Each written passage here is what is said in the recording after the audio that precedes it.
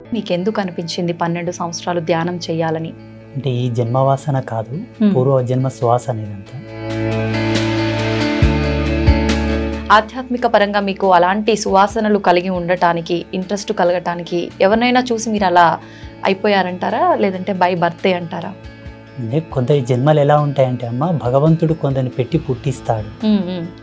కొందరికి ఏ చదువు సంధ్య రాకుండానే కూడా మంచి మంచి పెయింటింగ్స్ వేస్తుంటారు, చాలా చక్కగా మాట్లాడుతుంటారు. అంటే సహజ సిద్ధమైన కళలు. ఎంతమంది పిల్లలున్నా ప్రతి బిడ్డ తల్లిదండ్రులకు ఇంపార్టెంటే. ఫ్యామిలీ ఉండాలి, వాళ్ళకంటూ ఒక పిల్లలు రెస్పాన్సిబిలిటీస్ ఉండాలి అనుకుంటారు. అలా మిమ్మల్ని వదిలేశారని చెప్పారు కదా, అంటే అభ్యంతరం అనేది ఏమీ చెప్పలేదా ఒక్కసారి కూడా? అంటే అమ్మ ఏడిసింది బాగా. దేవి భాగవత మహాపురాణాన్ని ప్రతిరోజు గంటన్నర చదివేవాడిని. ఓకే. పూజలు ఎక్కువ చేసేవాడిని. ఎప్పుడు ధ్యానం ధ్యానం ధ్యానం ధ్యానం అని ఉండేవాడిని. మీరు చూస్తే 16వ సంవత్సరంలోనే మొత్తం ఆధ్యాత్మికం సైడ్ వచ్చేసారు. మీకు ఆ రకంగా ఎప్పుడు నేను ఇలాంటి ఒక లైఫ్ని మిస్ అయ్యాను అనే ఆలోచన ఎప్పుడు రాలేదంటారా? మనిషి జన్మను మూడు ధర్మాలతో చెప్పింది మన సనాతన ధర్మం. కర్మజన్మ, కారణ జన్మ, కామజన్మ. ఓకే. కామజన్మ అంటే వాడు పుట్టుకతోనే కామ కలాపాలతో అనురక్తి కలిగి ఉంటాడు.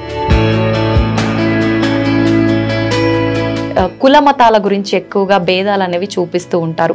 నన్ను ఆదరిస్తారా, నేను చెప్పింది వాళ్ళు తీసుకుంటారా అనే ఆలోచన మీకు ఏ రోజైనా వచ్చిందా గురుగారు? మంచిని ఎవరైనా స్వీకరిస్తారు తల్లి, దాంట్లో అభ్యంతరం ఏం లేదు, అనుమానం ఏం లేదు. ఇప్పుడు సమాజంలో ఇప్పటి వరకు నేను చెప్పిన ప్రతి మాట, ప్రతి జ్ఞానం కూడా వాస్తవికతనే. భగవతి సాక్షిగా నేను ప్రతి సత్యమే చెప్తాను.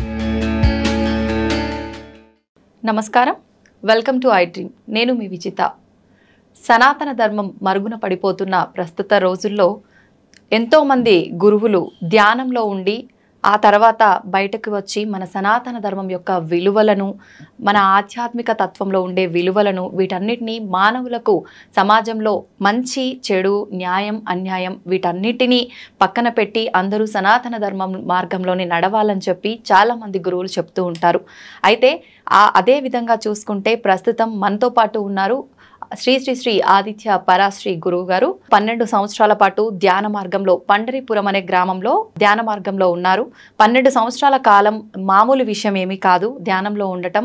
ఆ తర్వాత గురువు గారు ధ్యాన మార్గం నుంచి బయటకి వచ్చి సనాతన ధర్మం ఏ రకంగా ఉంది, ఎంతవరకు మన సమాజం సనాతన ధర్మ మార్గంలో నడుస్తుంది అని తెలుసుకొని ప్రజలకు ఎంతో కొంత మంచి మేలు జరగాలి అంటే సనాతన ధర్మ మార్గాన్ని కరెక్ట్ బాటలు నడిపించాలని వారు కృషి చేశారు. ఇప్పుడు గురుగారితో మాట్లాడి మరిన్ని విషయాలు తెలుసుకుందాం. నమస్కారం గురుగారు. శ్రీమాత్రే నమః. గురుగారు, మీరు 12 సంవత్సరాల పాటు ధ్యానంలో ఉన్నారని విన్నాము. అలా అంటే ఎలా సాధ్యపడింది గురుగారు? మీకు ఎందుకు అనిపించింది 12 సంవత్సరాలు ధ్యానం చేయాలని? ఇదంతా పూర్వజన్మ సుకృతమే. అంటే ఈ జన్మవాసన కాదు, పూర్వజన్మ శ్వాస అనేదంతా. నేను బాల్యం నుంచి కూడా కొంత ఆధ్యాత్మిక మెలకువలతో ఉండేవాడిని. మా గ్రామంలో చాలా మంది అనేవాళ్ళు, మాది పేద కుటుంబం, పల్లెటూరు కాబట్టి వాళ్ళకి ఎంతసేపు ఉన్నా పని పని పని, 7-10 రూపాయలు వస్తాయి, బుక్కెడు అన్నం వస్తుంది, ఇదే వాళ్ళ చింతన. నేను పూజలు చేయడము, దేవుళ్ళ ఫోటోలు పెట్టుకొని దేవుళ్ళ ఫోటోలో పూలు అవి పెట్టడం లాంటివి చేస్తూ ఉంటే చిన్నప్పుడు మా అవ్వ తాత వాళ్ళందరూ తిట్టేవాళ్ళు. ఈ పూజలు మనకెందుకురా, మనం కష్టం చేసుకుంటేనే మనకు జీవితం గడుస్తుంది, ఈ వల్ల మనకు తగవు బిడ్డ అనేవాళ్ళు. అప్పటి నుంచి నా లోపల ఈ ఆధ్యాత్మిక మెలకువలు ఉండేవి. నా వయసు పెరిగే కొద్దీ పరిపూర్ణమైన వైరాగ్యంకి వచ్చింది. 2008లో నేను పూర్ణ వైరాగ్యంలోకి వచ్చాను. 2008 ఆషాఢ శుద్ధ ఏకాదశి రోజు పండరిపుర క్షేత్రంలో చాలా పెద్ద ఉత్సవం జరుగుతుంది. పాండురంగ స్వామికి కొన్ని లక్షల మంది భక్తులు వస్తారు అక్కడికి. అక్కడ నేను పరిపూర్ణమైన సమాధి స్థితిలో కూర్చోవడం జరిగింది. ఆ సమయంలో 2008 నుంచి స్టార్ట్ అయిందనమాట. ఇంకా అక్కడ నుంచి కంటిన్యూ నా ధ్యానము, నా అనుష్ఠానము, నా పూజలు అవి అనమాట. మంత్రానుష్ఠానం ప్రథమం, నాది మెయిన్. అయితే గురువుగారు మీరు బాల్యం నుంచే నాకు ఆధ్యాత్మిక పరంగా అంటే వెళ్ళాలని చెప్పి అలాంటి ఆలోచనలు ఎక్కువగా ఉన్నాయని ఎవరినైనా చూసారా? అంటే ఎక్కువగా మనము మన ఇంట్లో వాళ్ళనో తెలిసిన వాళ్ళనో ఏ రకంగా వాళ్ళు చేస్తుంటారో అవి చూసి చిన్న పిల్లలను నేర్చుకుంటూ ఉంటాము. అలాగే మనకు చేయాలనిపిస్తూ ఉంటుంది. ఆధ్యాత్మిక పరంగా మీకు అలాంటి సువాసనలు కలిగి ఉండటానికి ఇంట్రెస్ట్ కలగటానికి ఎవరినైనా చూసి మీరు అలా అయిపోయారంటారా? లేదంటే బై బర్తే అంటారా? అంటే కొందరి జన్మలు ఎలా ఉంటాయంటే అమ్మ, భగవంతుడు కొందరిని పెట్టి పుట్టిస్తాడు. ఎనీ కైండ్ ఆఫ్ వర్క్ అనమాట. డిఫరెంట్ క్యాడర్స్ లోపల. ఇప్పుడు కొందరు వాళ్ళకి ఏ విధమైన ట్రైనింగ్ లేకుండానే కొన్ని అద్భుతమైన సాహసాలు చేస్తుంటారు.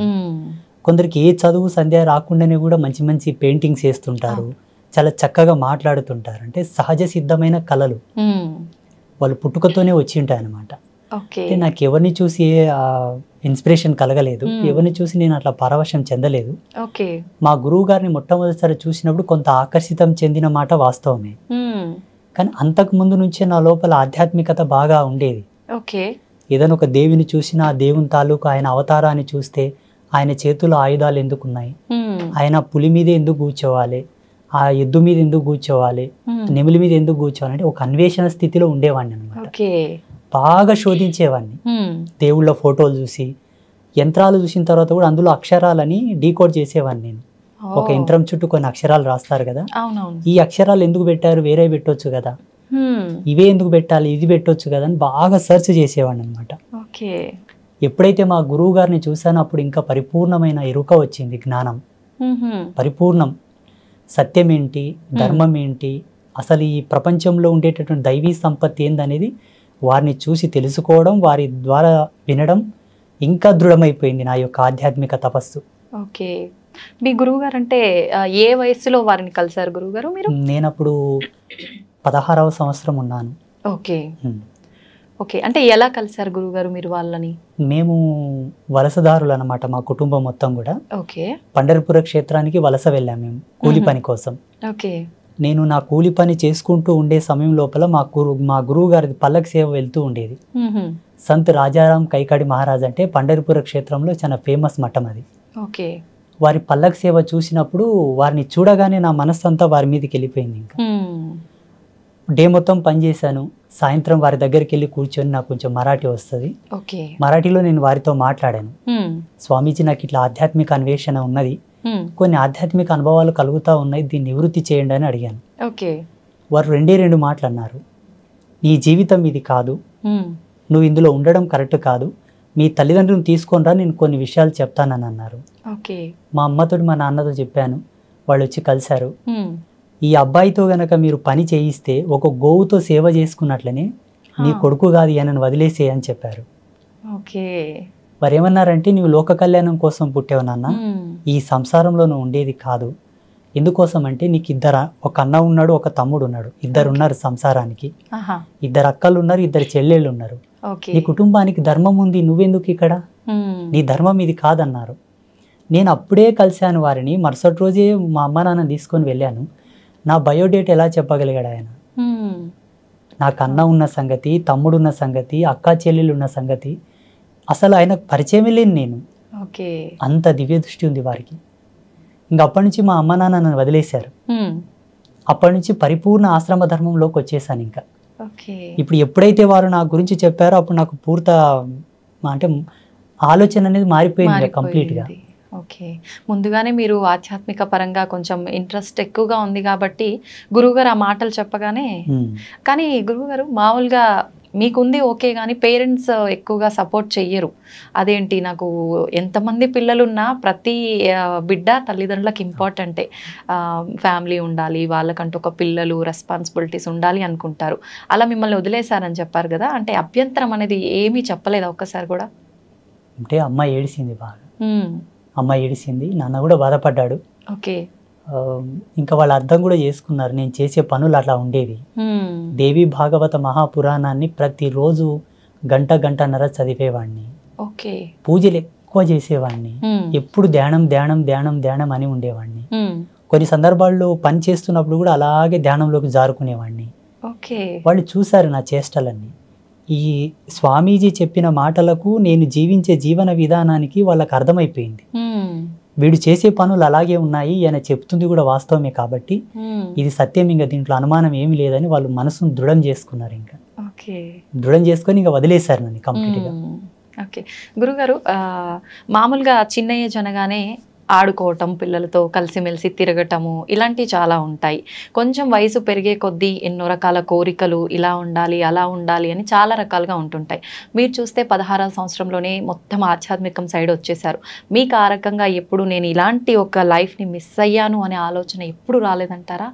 ఇక్కడ మనకు జన్మవాసనను 3 విధాలుగా 3 భాగాలుగా చెప్పవచ్చు. మనిషి జన్మను మూడు ధర్మాలతో చెప్పింది మన సనాతన ధర్మం. కర్మజన్మ, కారణజన్మ, కామజన్మ. కామజన్మ అంటే వాడు పుట్టుకతోనే కామకలాపాలతో అనురక్తి కలిగి ఉంటాడు. ఎవరిని చూసినా మనకు అదే దృష్టి ఉంటుంది, కామ దృష్టి వెళ్తుంది అనమాట, స్త్రీ కానీ పురుషుడు కానీ. కర్మజన్మ ఏంటంటే ఎన్ని పనులు చేసినా ఆయన కలిసి రాదు, ఎంత కష్టపడ్డా కలిసి రాదు, ఎంత ప్రయత్నం చేద్దామన్నా కర్మ తీరదు, ఇంకా కర్మ చేయాల్సి వస్తుంది ఆయన. ఆయన పుట్టి తన తల్లిదండ్రులతో సేవ చేయించుకునేటటువంటి వాళ్ళు కూడా కర్మజన్మ కిందికే వస్తారు, కర్మజన్మ కిందికే వస్తారు. కారణ జన్ములు ఏంటంటే వాళ్ళకి బై బర్త్ నుంచే ఆధ్యాత్మిక మెలుగువలతో పుడతారు వాళ్ళు, పుట్టుకతోనే. ఇప్పుడు బ్రహ్మం గారు ఉన్నారు, ఆయన బై బర్త్ నుంచే అద్వితీయమైనటువంటి జ్ఞాన సంపన్నులు వాళ్ళు. అసలు మానవ మాతృలు ఎవరు కూడా అంతటి జ్ఞానంతో ఉన్నట్టు ఇప్పుడు చరిత్రలో లేదు. అపారమైనటువంటి జ్ఞాన సంపన్నులు వాళ్ళు. అట్లా మహితాత్ముల జన్మలు సామాన్యుల జన్మలు సమానం కావు. నేను పుట్టుకతోనే మా ఊళ్ళో చాలా మంది ఇప్పటికీ బిజ్వార గ్రామంలో అడిగినా కూడా ఆ అబ్బాయి కొంత డిఫరెంట్గా ఉండేవాళ్ళు అండి, అందరితో సమానం ఉండేవాడు కాదు, అందరు ఒక పని చేస్తే తను ఒక్కడే సపరేట్ చేసేవాళ్ళు అని చెప్తారు. అయితే గురువుగారు, మీ అంటే వేషధారణ విషయానికి వస్తే, స్వామీజీలు అనగానే మామూలుగా మగవారు ఏ రకమైన దుస్తులు ధరిస్తారో ఆ రకంగా ఉంటుంటారు నార్మల్గా. మీ వస్త్రధారణ చూస్తే కనుక కొంచెం ఆడవారికి సంబంధం కలిగి ఉన్నట్టుగా ఉంటుంది. ఎందుకని ఈ రకంగా మీరు వస్త్రధారణ ఎంచుకున్నారు? మాది కౌడిధారి పంత్, అంటే ఈ గవ్వలు ఉన్నాయి కదమ్మా, అవును, దీన్ని కౌడిధారి పంత్ అంటారు. శ్రేష్టమైన మూల శ్రీ విద్య, ఇది స్త్రీ యొక్క యోని స్వరూపమై ఉంటుంది. స్త్రీ యొక్క యోని స్వరూపం ఈ గవ్వ, దీని మెడలో ధరించి, ఇది ఏకవస్త్రం తల్లి, కుట్టని బట్ట, ఒకే వస్త్రాన్ని అలా చుట్టుకుంటాం. ఇది ఒక్కటి తప్పిస్తే శరీరం మీద ఏది ఉండదు మాకు, ఏకవస్త్రం ఇది. ఇంకా మా వేషధారణ, మా ఈ ఉంగరాలి వల్ల అంటే శ్రీ విద్య సాధనలో మేము చేసేటటువంటి కొన్ని ప్రక్రియలకు ఆబంధనాలు, ఒక్కొక్క దానికి ఒక్కొక్క పరమార్థం ఉంది. అవి మేము చేసే సాధన లోపల మాకు ఎంతో సపోర్ట్ చేస్తాయి. మా శరీర నియంత్రణ, మేము చేసేటటువంటి ఆధ్యాత్మిక మెలుగువల్లో మాకు బాగా ఎనర్జీ బూస్ట్ చేస్తుంటాయి. ఒక్కొక్క దానికి ఒక్కొక్క మంత్రానుష్ఠాన పరిదిగ్బంధన కూడా ఉన్నది. ఈ ఉంగరాలకు కానీ, కుండలాలకు, మేము వేసుకునే బేడీలకు, మేము వేసుకునే మాలలు, మేము ఏవే కానీ మార్కెట్లో దొరికే తీసుకొచ్చి మెళ్ళో వేసుకోం, వేరే స్వామీజీలాగా.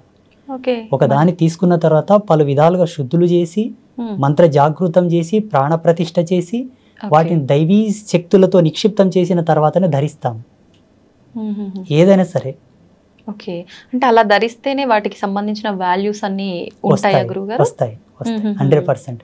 ఏదైనా ఒక కూరగాయను, ఆకుకూరను మార్కెట్ నుండి తెచ్చిన తర్వాత కడుగుతాం, కడిగి దాన్ని ఎంత తరగాలో తరిగి దాంట్లో ఏవి వస్తువులు వేయాలో వేసిన తర్వాతనే కూర వండుకుంటాం. అవునవును. సమాజంలో ఇప్పటికీ ప్రజెంటేషన్లు, ఇప్పుడు వర్తమానంలో కూడా ఆధ్యాత్మికమైనటువంటి మెలకువలు తెలిసిన వాళ్ళు ఎవరు లేరు, చాలా తక్కువ మంది. తెలుసుకోవాలనే జిజ్ఞాస ఎవరికి లేదు, చెప్పాలనే జిజ్ఞాస కూడా ఎవరికి లేదు. ఎంతసేపు ఉన్నా తెలుసుకునేవాడు ఒక కోరికతో వస్తే చెప్పేవాడు వాని కోరికతో వాడు చెప్తుంటారు. కరెక్టే గురువుగారు. పరస్పరమైనటువంటి భేదాలు ఇవి రెండు. మా సాంప్రదాయం ఏంటంటే అమ్మా, అమ్మవారి యొక్క మూల పరంపర మాది, ఇప్పుడు లేదు ఈ పరంపర. ఆసేతు హిమాచల పర్యంతం చూసినా ఎక్కడ కూడా లేదు ఇప్పుడు. శ్రీ విద్య సాధనలో ఉన్నారు కొంతమంది, కానీ మీరు అన్నట్టుగా ఉన్నారు, మా వేషధారణ లాగా మాలాగా లేరు. ఓకే, అలా లేరు అని మీరే చెప్తున్నారు కదా గురుగారు, మరి మీరెందుకు ఈ రకంగానే ఎంచుకున్నారు? నేను 6 నెలలు తపస్సు చేశాను.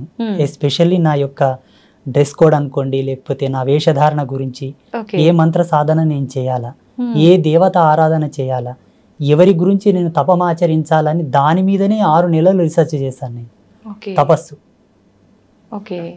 అయితే గురువుగారు సామాన్యంగా గురువులు అనగానే పండితులు అనగానే బ్రాహ్మణ కులానికి సంబంధించిన వారే ఎక్కువగా ఉంటుంటారు. మీరు చూస్తే అలా కాదు. మరి ఈ వైపుకు మీరు ఈ మార్గంలో వచ్చే ముందు నేను గనక సమాజానికి ఏదో చెప్పాలి చెయ్యాలి అనే ఒక తపనతో వస్తున్నాను. మామూలుగా జనాలు అంటే కుల మతాల గురించి ఎక్కువగా భేదాలు అనేవి చూపిస్తూ ఉంటారు. నన్ను ఆదరిస్తారా, నేను చెప్పింది వాళ్ళు తీసుకుంటారా అనే ఆలోచన మీకు ఏ రోజైనా వచ్చిందా గురువుగారు? రాలేదు, రాదు కూడా. ఎందుకంటే మంచిని ఎవరైనా స్వీకరిస్తారు తల్లి, దాంట్లో అభ్యంతరం ఏం లేదు, అనుమానం ఏం లేదు. ఇప్పుడు సమాజంలో ఇప్పటి వరకు నేను చెప్పిన ప్రతి మాట ప్రతి జ్ఞానం కూడా వాస్తవికతనే, భగవతి సాక్షిగా నేను ప్రతి సత్యమే చెప్తాను. ఇంకొక విషయం ఏంటంటే అనాధారంగా నేను ఏది చెప్పను. ప్రతిదీ కూడా ప్రతిదాని వెనుక ఒక పరిజ్ఞానం, ఒక వైజ్ఞానిక దృక్పథం, దార్శనికత కంపల్సరీ ఉంటుంది నా విషయంలో. వితౌట్ దార్శనికతతో ఏది నేను చెప్పను. ఒక దాన్ని చెబుతున్నానంటే నేను ఫస్ట్ దర్శిస్తాను.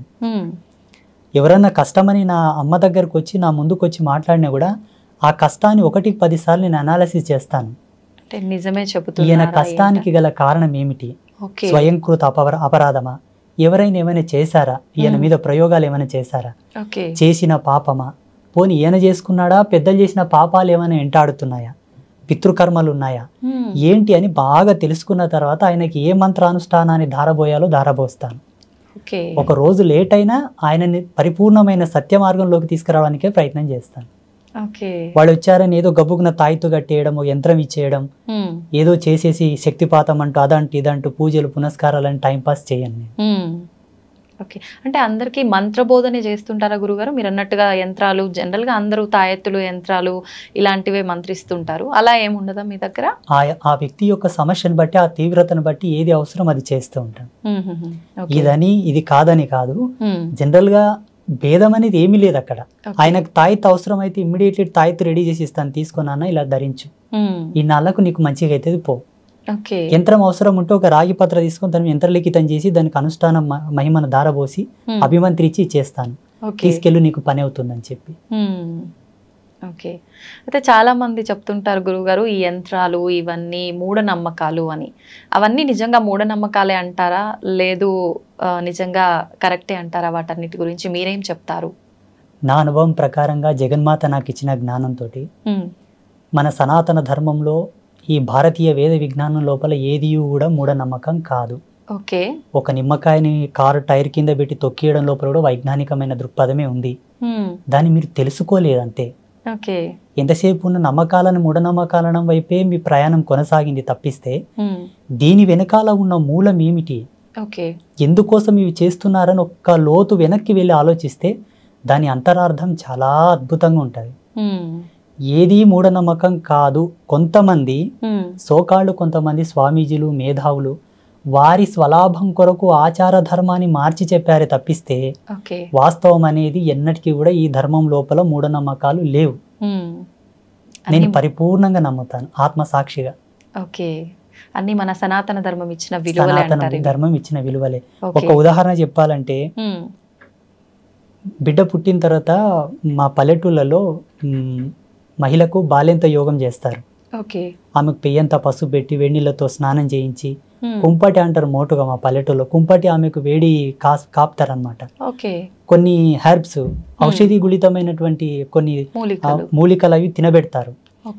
అవి తినబెట్టడంలో కూడా ఆధ్యాత్మికతమైన విలువలు కొన్ని ఉన్నాయి.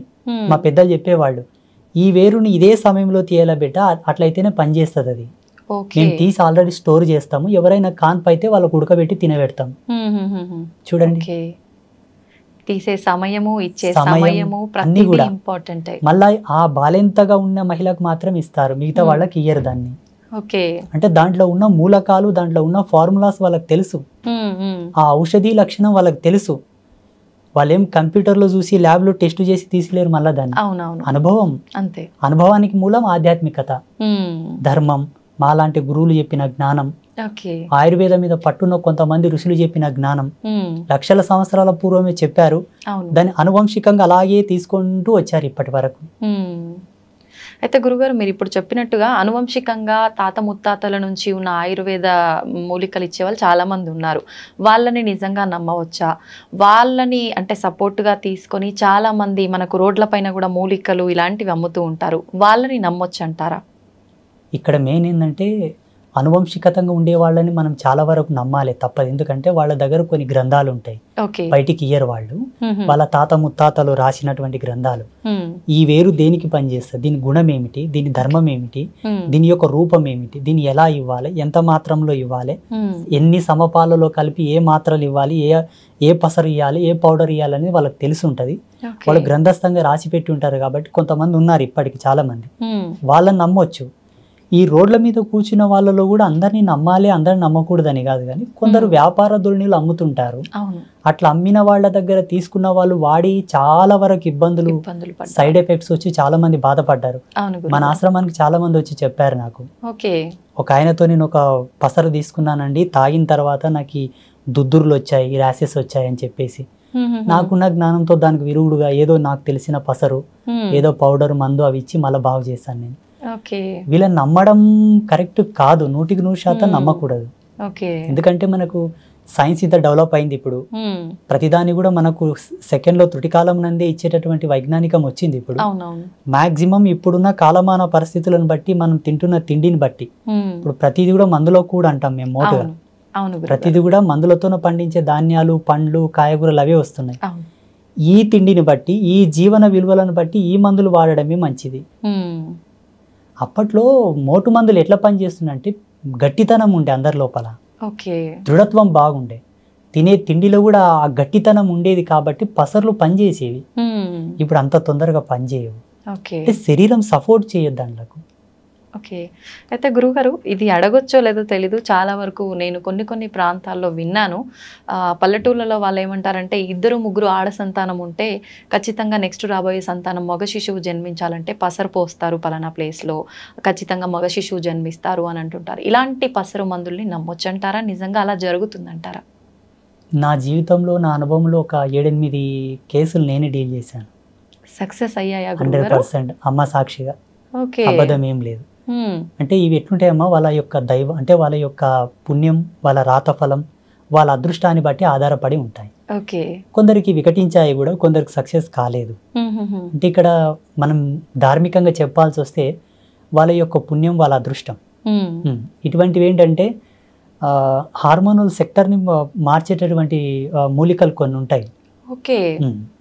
స్త్రీ ఎప్పుడైతే పిండోత్పత్తి గావించే సమయం లోపల, ఆమె సంతానవతి కావడానికి రెడీగా ఉన్న సమయం లోపల ఆ పసర్లు తాపడం వలన తప్పకుండా పురుష సంతానానికి సంబంధించినటువంటి సంపర్కమే, ఆ కలయిక వలన అదే హార్మోన్స్ రిలీజ్ అయ్యి అదే హార్మోన్స్ వల్ల వాళ్ళకి పిండోత్పత్తి అవుతుంది అని అప్పట్లో ఆయుర్వేదంలో చాలా గొప్పగా రాసి ఉన్నారు. దాని యొక్క జ్ఞాన సంచికతోనే ఇప్పుడు ఈ పసర్లు అనేవి పోస్తారు మోటుగా పల్లెటూర్ల లోపల. కానీ సక్సెస్ అయినాయి, చాలా మందికి సక్సెస్ అయినాయి. కొందరు ఫెయిల్ అయితే వాళ్ళ అదృష్టం ఇక చెప్పనీకి రాదు. కొంచెం మన చేతుల్లో ఉంటే కొంచెం అదృష్టం భగవంతుడి పైన ఆధారపడి ఉంటుంది. ఓకే, అయితే గురుగారు, చావు పుట్టుకలు అనేవి మన చేతుల్లో లేవు. ఆ భగవంతుడు ఎప్పుడు సెలవిస్తాడో, ఎప్పుడు ఆజ్ఞాపిస్తాడో ఆ రకంగా అన్ని జరిగిపోతూ ఉంటాయి. అయితే చావుకి పుట్టుకకి ముహూర్తాలతో పని లేకుండా ప్రకృతికి అనుగుణంగా జరిగిపోతున్నప్పుడు మనం భూమి మీదకి వచ్చిన తర్వాత ఏ మంచి కార్యక్రమం చేయాలన్నా, ఎటువంటి కార్యక్రమం చేయాలన్నా ఖచ్చితంగా ముహూర్తం చూసుకోవాలి. శుభముహూర్తం అనేది పంతులతో, పండితులతో మాట్లాడి పెట్టించుకోవాలి అంటుంటారు. మరి ఎందుకని గురువుగారు? చూడమ్మా, ప్రకృతి వేరు, మనం వేరు కాదు. ప్రకృతి మనం ఒకటే. ప్రకృతిలో మనం అంతర్భాగమైనప్పుడు కాలధర్మ సిద్ధాంతాన్ని అనుసరించి, ప్రకృతి యొక్క నియమాన్ని అనుసరించి మనం నడవాలని దాని యొక్క సూచన. సమయం వేరు, ప్రకృతి వేరు, మనం వేరు కానే కాదు. అందరం కలిసి ఒక జీవితంగా జీవిస్తున్నాం అంతే. మనం ఒక సమయాన్ని తీసుకుంటున్నామంటే ఆ తాలూకు యొక్క ఎనర్జీ సీక్వెన్సెస్ యాడ్ అయి ఉంటాయి నేచర్లో. ఆ గ్రావిటీ అనేది ఫోర్స్ అయి ఉంటుంది అప్పుడు. అట్ ద పాజిటివిటీ, శుభ సమయము, శుభముహూర్తం, శుభ సంకేత దృక్పథంతో కూడుకున్నటువంటి వాతావరణం, మంచి నీ జీవనాడులకు, నీ జీవ చైతన్యానికి, నీ ఆరా సిస్టానికి అది అనుసంధానం అయ్యి ఉండే టైం అది. ఉదాహరణకి సూర్యోదయం లోపల ప్రశాంతంగా చల్లగా ఉంటది వాతావరణం. అవును గురుగారు. మధ్యాహ్నంకి ఆ వాతావరణం ఉండదు కదా. ఉండదు. అంటే ఏం మారినట్టు? సూర్యుని యొక్క తాపం పెరిగి వేడి ఎక్కువ ఉత్పన్నం అయ్యింది కాలంలోనే. అవునవును. ఇదే కాలంలోనే మార్పులు జరుగుతున్నాయా లేదా? అలాగే ఋషుల యొక్క ద్రష్టత్వం, ఋషుల యొక్క దార్శనికత ఇక్కడనే మనకు గొప్పతనం అని తెలుసుకోవాలి మనం. భారతీయ ఋషుల యొక్క గొప్పతనం. ముహూర్తాన్ని ఛేదించి ముహూర్తం యొక్క నిశ్చయం చేసేటటువంటి ఏకైక గణాంక సిద్ధాంతం మనదే. హిందూయిజంలోనే ఉంది, ఎక్కడ లేదు. ముహూర్త ప్రమాణాన్ని అంత ఈజీగా లెక్క కట్టడం అందరికి సాధ్యం కాదు. చాలా సెన్స్ కావాలి దానికి. అబ్బా ఎంత తపస్సు చేయాలో. ఇప్పుడు కాలంతో మాట్లాడాలి తల్లి లైవ్ గా. కాలంతో లైవ్ లో మాట్లాడితే తప్ప ముహూర్త నిశ్చయం కాదు. ఈ ముహూర్తాలు, ఈ పంచాంగం, ఈ ఆస్ట్రోఫిజిక్స్ అంతా కూడా 14 లక్షల సంవత్సరాల క్రితమే రాయబడింది. 14 లక్షల సంవత్సరాల క్రితం రాయబడ్డటువంటి పంచాంగంలోనే రేపు వచ్చే అమావాస్యకు సూర్యగ్రహణం ఉంది, ఇప్పుడు వచ్చే అమావాస్యకు సూర్యగ్రహణం ఉందని ఇప్పుడే మన పంచాంగంలో రాశారు. కరెక్ట్ ఆ రోజు సూర్యగ్రహణం పడుతుందా లేదా మీరు చెకప్ చేసుకోండి కావాలంటే. 100% మన పంచాంగంలో చెప్పిన ముహూర్తంకే సూర్యగ్రహణం పడుతుంది. అంటే 14 లక్షల సంవత్సరాల క్రితమే నిశ్చయమైనటువంటి ముహూర్తాలే ఇప్పటికీ ఉన్నాయి. అమావాస్య, పౌర్ణమి, గ్రహాలు, నక్షత్రాలు, మనకొచ్చే పుష్కరాలు, కుంభమేళ, ప్రతి ఒక్కరు పెట్టుకునే ముహూర్తాలు, ఎవ్రీథింగ్ ఆల్సో, ప్రతిది కూడా. అంటే ఇది ఎంత డెప్త్ అండ్ డెప్త్ సైన్స్ అంటే అమ్మ, మానవుడు కొన్ని లక్షల యోజనాల కిందికి వెళ్తే తప్ప ఈ అర్థం మనకు రాదు. కానీ ఋషులు ఎలా ఇచ్చారో, అందుకే గురువుని సాక్షాత్తు భగవంతుడితో సమానం పోల్చారు మన ధర్మంలో. భగవంతుడే ఒక మనిషి వచ్చి మనకి ఇన్ని అద్భుతాలను ఇచ్చాడని నేను భావిస్తున్నాను. ఇప్పుడు రేపు అన్నది కూడా భవిష్యత్తే కదమ్మా. వచ్చే అమావాస్యకే సూర్యగ్రహణం పడుతుందని ఇప్పుడు పంచాంగంలో రాశారు కదా. వీళ్ళు రాసిన దానికి అక్కడ గ్రహాలు మారుతున్నాయా, లేకపోతే అక్కడ గ్రహాలు మారేదాన్ని బట్టి వీళ్ళు రాశారా? మారేదాన్ని బట్టే వీళ్ళు రాశారు. వీళ్ళకి ఎలా తెలుసు? అప్పుడు రాకెట్స్ లేవు కదా గ్రహాల దగ్గరకు పోవడానికి. ఇప్పుడు ఏరోప్లాన్స్ ఉన్నాయి, అప్పుడు రాకెట్స్ లేవు కదా. ఒకవేళ మా ధర్మం లోపల విమానాలు ఉన్నాయి, పుష్పక విమానాలు ఉన్నాయి అంటే నువ్వు నమ్మరు. పోనీ అట్లానే పోయి చూసిండ్రంటే కూడా నమ్మరు. లేవు, ఇప్పుడిప్పుడే కనిపెట్టారా అని అంటారు. నిజంగా ఉన్నాయా గురుగారు పుష్పక విమానాలు? 100%, 100% ఉన్నాయి. ఆత్మసాక్షి ఉన్నాయి. చూడమ్మా, ఈ కాలంలో లేదేది మానవుడు కనిపెట్టాడు. ఇది వరకు ఉన్నది ఏదో ఆయనకు ఆ దార్శనికత వచ్చే కనిపెడతాడు. ప్రతి సైంటిస్ట్ అయినా, ఏ ఫార్ములా అయినా, ఏ పరికరమైనా సరే కాలంలో లేనిది ఏది ఆయనకు ద్రష్టత్వంలోకి రాదు. ఉన్నదే వస్తుంది. వాళ్ళ యొక్క ప్రజ్ఞా పాఠవాలను బట్టి వాళ్ళు శోధించుకొని దాన్ని కనిపెట్టి రిలీజ్ చేస్తారు బయటికి. ప్రతిదీ కూడా ఒకప్పుడు వాడబడిందే మనకు జ్ఞానం లోపలికి వస్తుంది. అయితే గురుగారు, అంత జ్ఞానంతో ముందుగానే జరగబోయేది కూడా ఆలోచించి ఇన్ని డిసైడ్ చేసిన పండితులు, ఇలాంటి పెద్దవాళ్ళు చాలా మంది ఉన్నారు. అయితే మీరు అన్నట్టుగా శుభముహూర్తాల కోసం పండితులు పలానా ఏదైనా శుభకార్యం, మ్యారేజ్ తీసుకుందాం ఎగ్జాంపుల్కి, ఒక మంచి ముహూర్తం మీ పేర్ల మీద ఇది బాగుంది అని చెప్పి డిసైడ్ చేసి చేసినవి కూడా అన్నీ సక్సెస్ అవ్వట్లేదు. అది శుభముహూర్తం అని డిసైడ్ చేసిన తర్వాత అవి ఎందుకు విఫలం అవుతున్నాయి అంటారు? విఫలం అంటే ఎలా? అంటే సక్సెస్ అవ్వకుండా డివోర్స్ వరకు వెళ్ళటము, మధ్యలోనే విడాకులు అయిపోవడము, లేదంటే కలిసి ఉన్నా కూడా వాళ్ళిద్దరికి పడకుండా చీటికి మాటికి గొడవలు, ఇలా చాలా చూస్తుంటాం కదా గురుగారు. ఎందుకు అలా అవుతున్నాయి? కాలం అంటే 5 ఎలిమెంట్స్: భూమి, నిప్పు, నీరు, గాలి, ఆకాశం.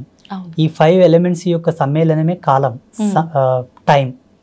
టైంకి ప్రత్యుత్తరమైన రూపమే ప్రకృతి. ఈ ప్రకృతి పంచభూతాలు, పంచభూతాలే కాలం. ఇవేవి వేరు కాదమ్మా, అన్ని ఒకే సర్గ. అయితే పంచభూతాల ప్రమోదంగా వచ్చేటటువంటి ఆ యొక్క పాజిటివిటీ ఏదైతే ఉందో అది నీ జీవధర్మ సిద్ధాంతానికి అనుసంధానం కావాలని ముహూర్తం ఉంది. ఇక్కడ ఒకరినొకరు అర్థం చేసుకొని కాపురం చేయనికి చేతగాక హోదాలు అడ్డం పెట్టుకొని, డబ్బు అడ్డం పెట్టుకొని, నీ జాబ్ తక్కువ, నా జాబ్ ఎక్కువ, నీవు నాతో కలిసి అంటే వ్యక్తిగత భేదాలు పెట్టుకొని విడిపోవడానికి ముహూర్తానికి సంబంధం లేదు. ప్లీజ్, ఇది వ్యక్తుల యొక్క సహజ సిద్ధమైన నిర్మాణంలో జరిగే కాపురాలి వల్ల. దీనికి కారణం ఏంటంటే ఇప్పుడున్న సామాజిక రుగ్మతలు, ఒకరితో ఒకరిని పోల్చుకుంటున్నారు. ఆ పోలిక వల్ల విభేదాలు వచ్చి విడిపోతున్నారు చాలా మంది. ఇంకొంతమంది సర్దుకోవడం లేదు, ఓపికలు లేవు మన వాళ్ళకి. ఇప్పటి మానవునికి ఓపిక లేదు. అప్పట్లో పాతకాలంలో ఎన్ని విపత్తులు వచ్చినా, ఎన్ని ఇబ్బందులు వచ్చినా ఓపిక గట్టి ఉండే. ఓపిక ఎంత దృఢమో జన్మ అంత సార్థకత అని చెప్తారు మన ధర్మంలో. ఓపిక లేని వాళ్ళ జన్మలు సార్థకతను పొందవు. ఓకే. ఓపిక లేకపోవడం వల్ల విడిపోతున్నారు కానీ ముహూర్తం ఏం తప్పు లేదు ఆడ. ముహూర్తం యొక్క సిస్టమ్ వేరు. ఓకే.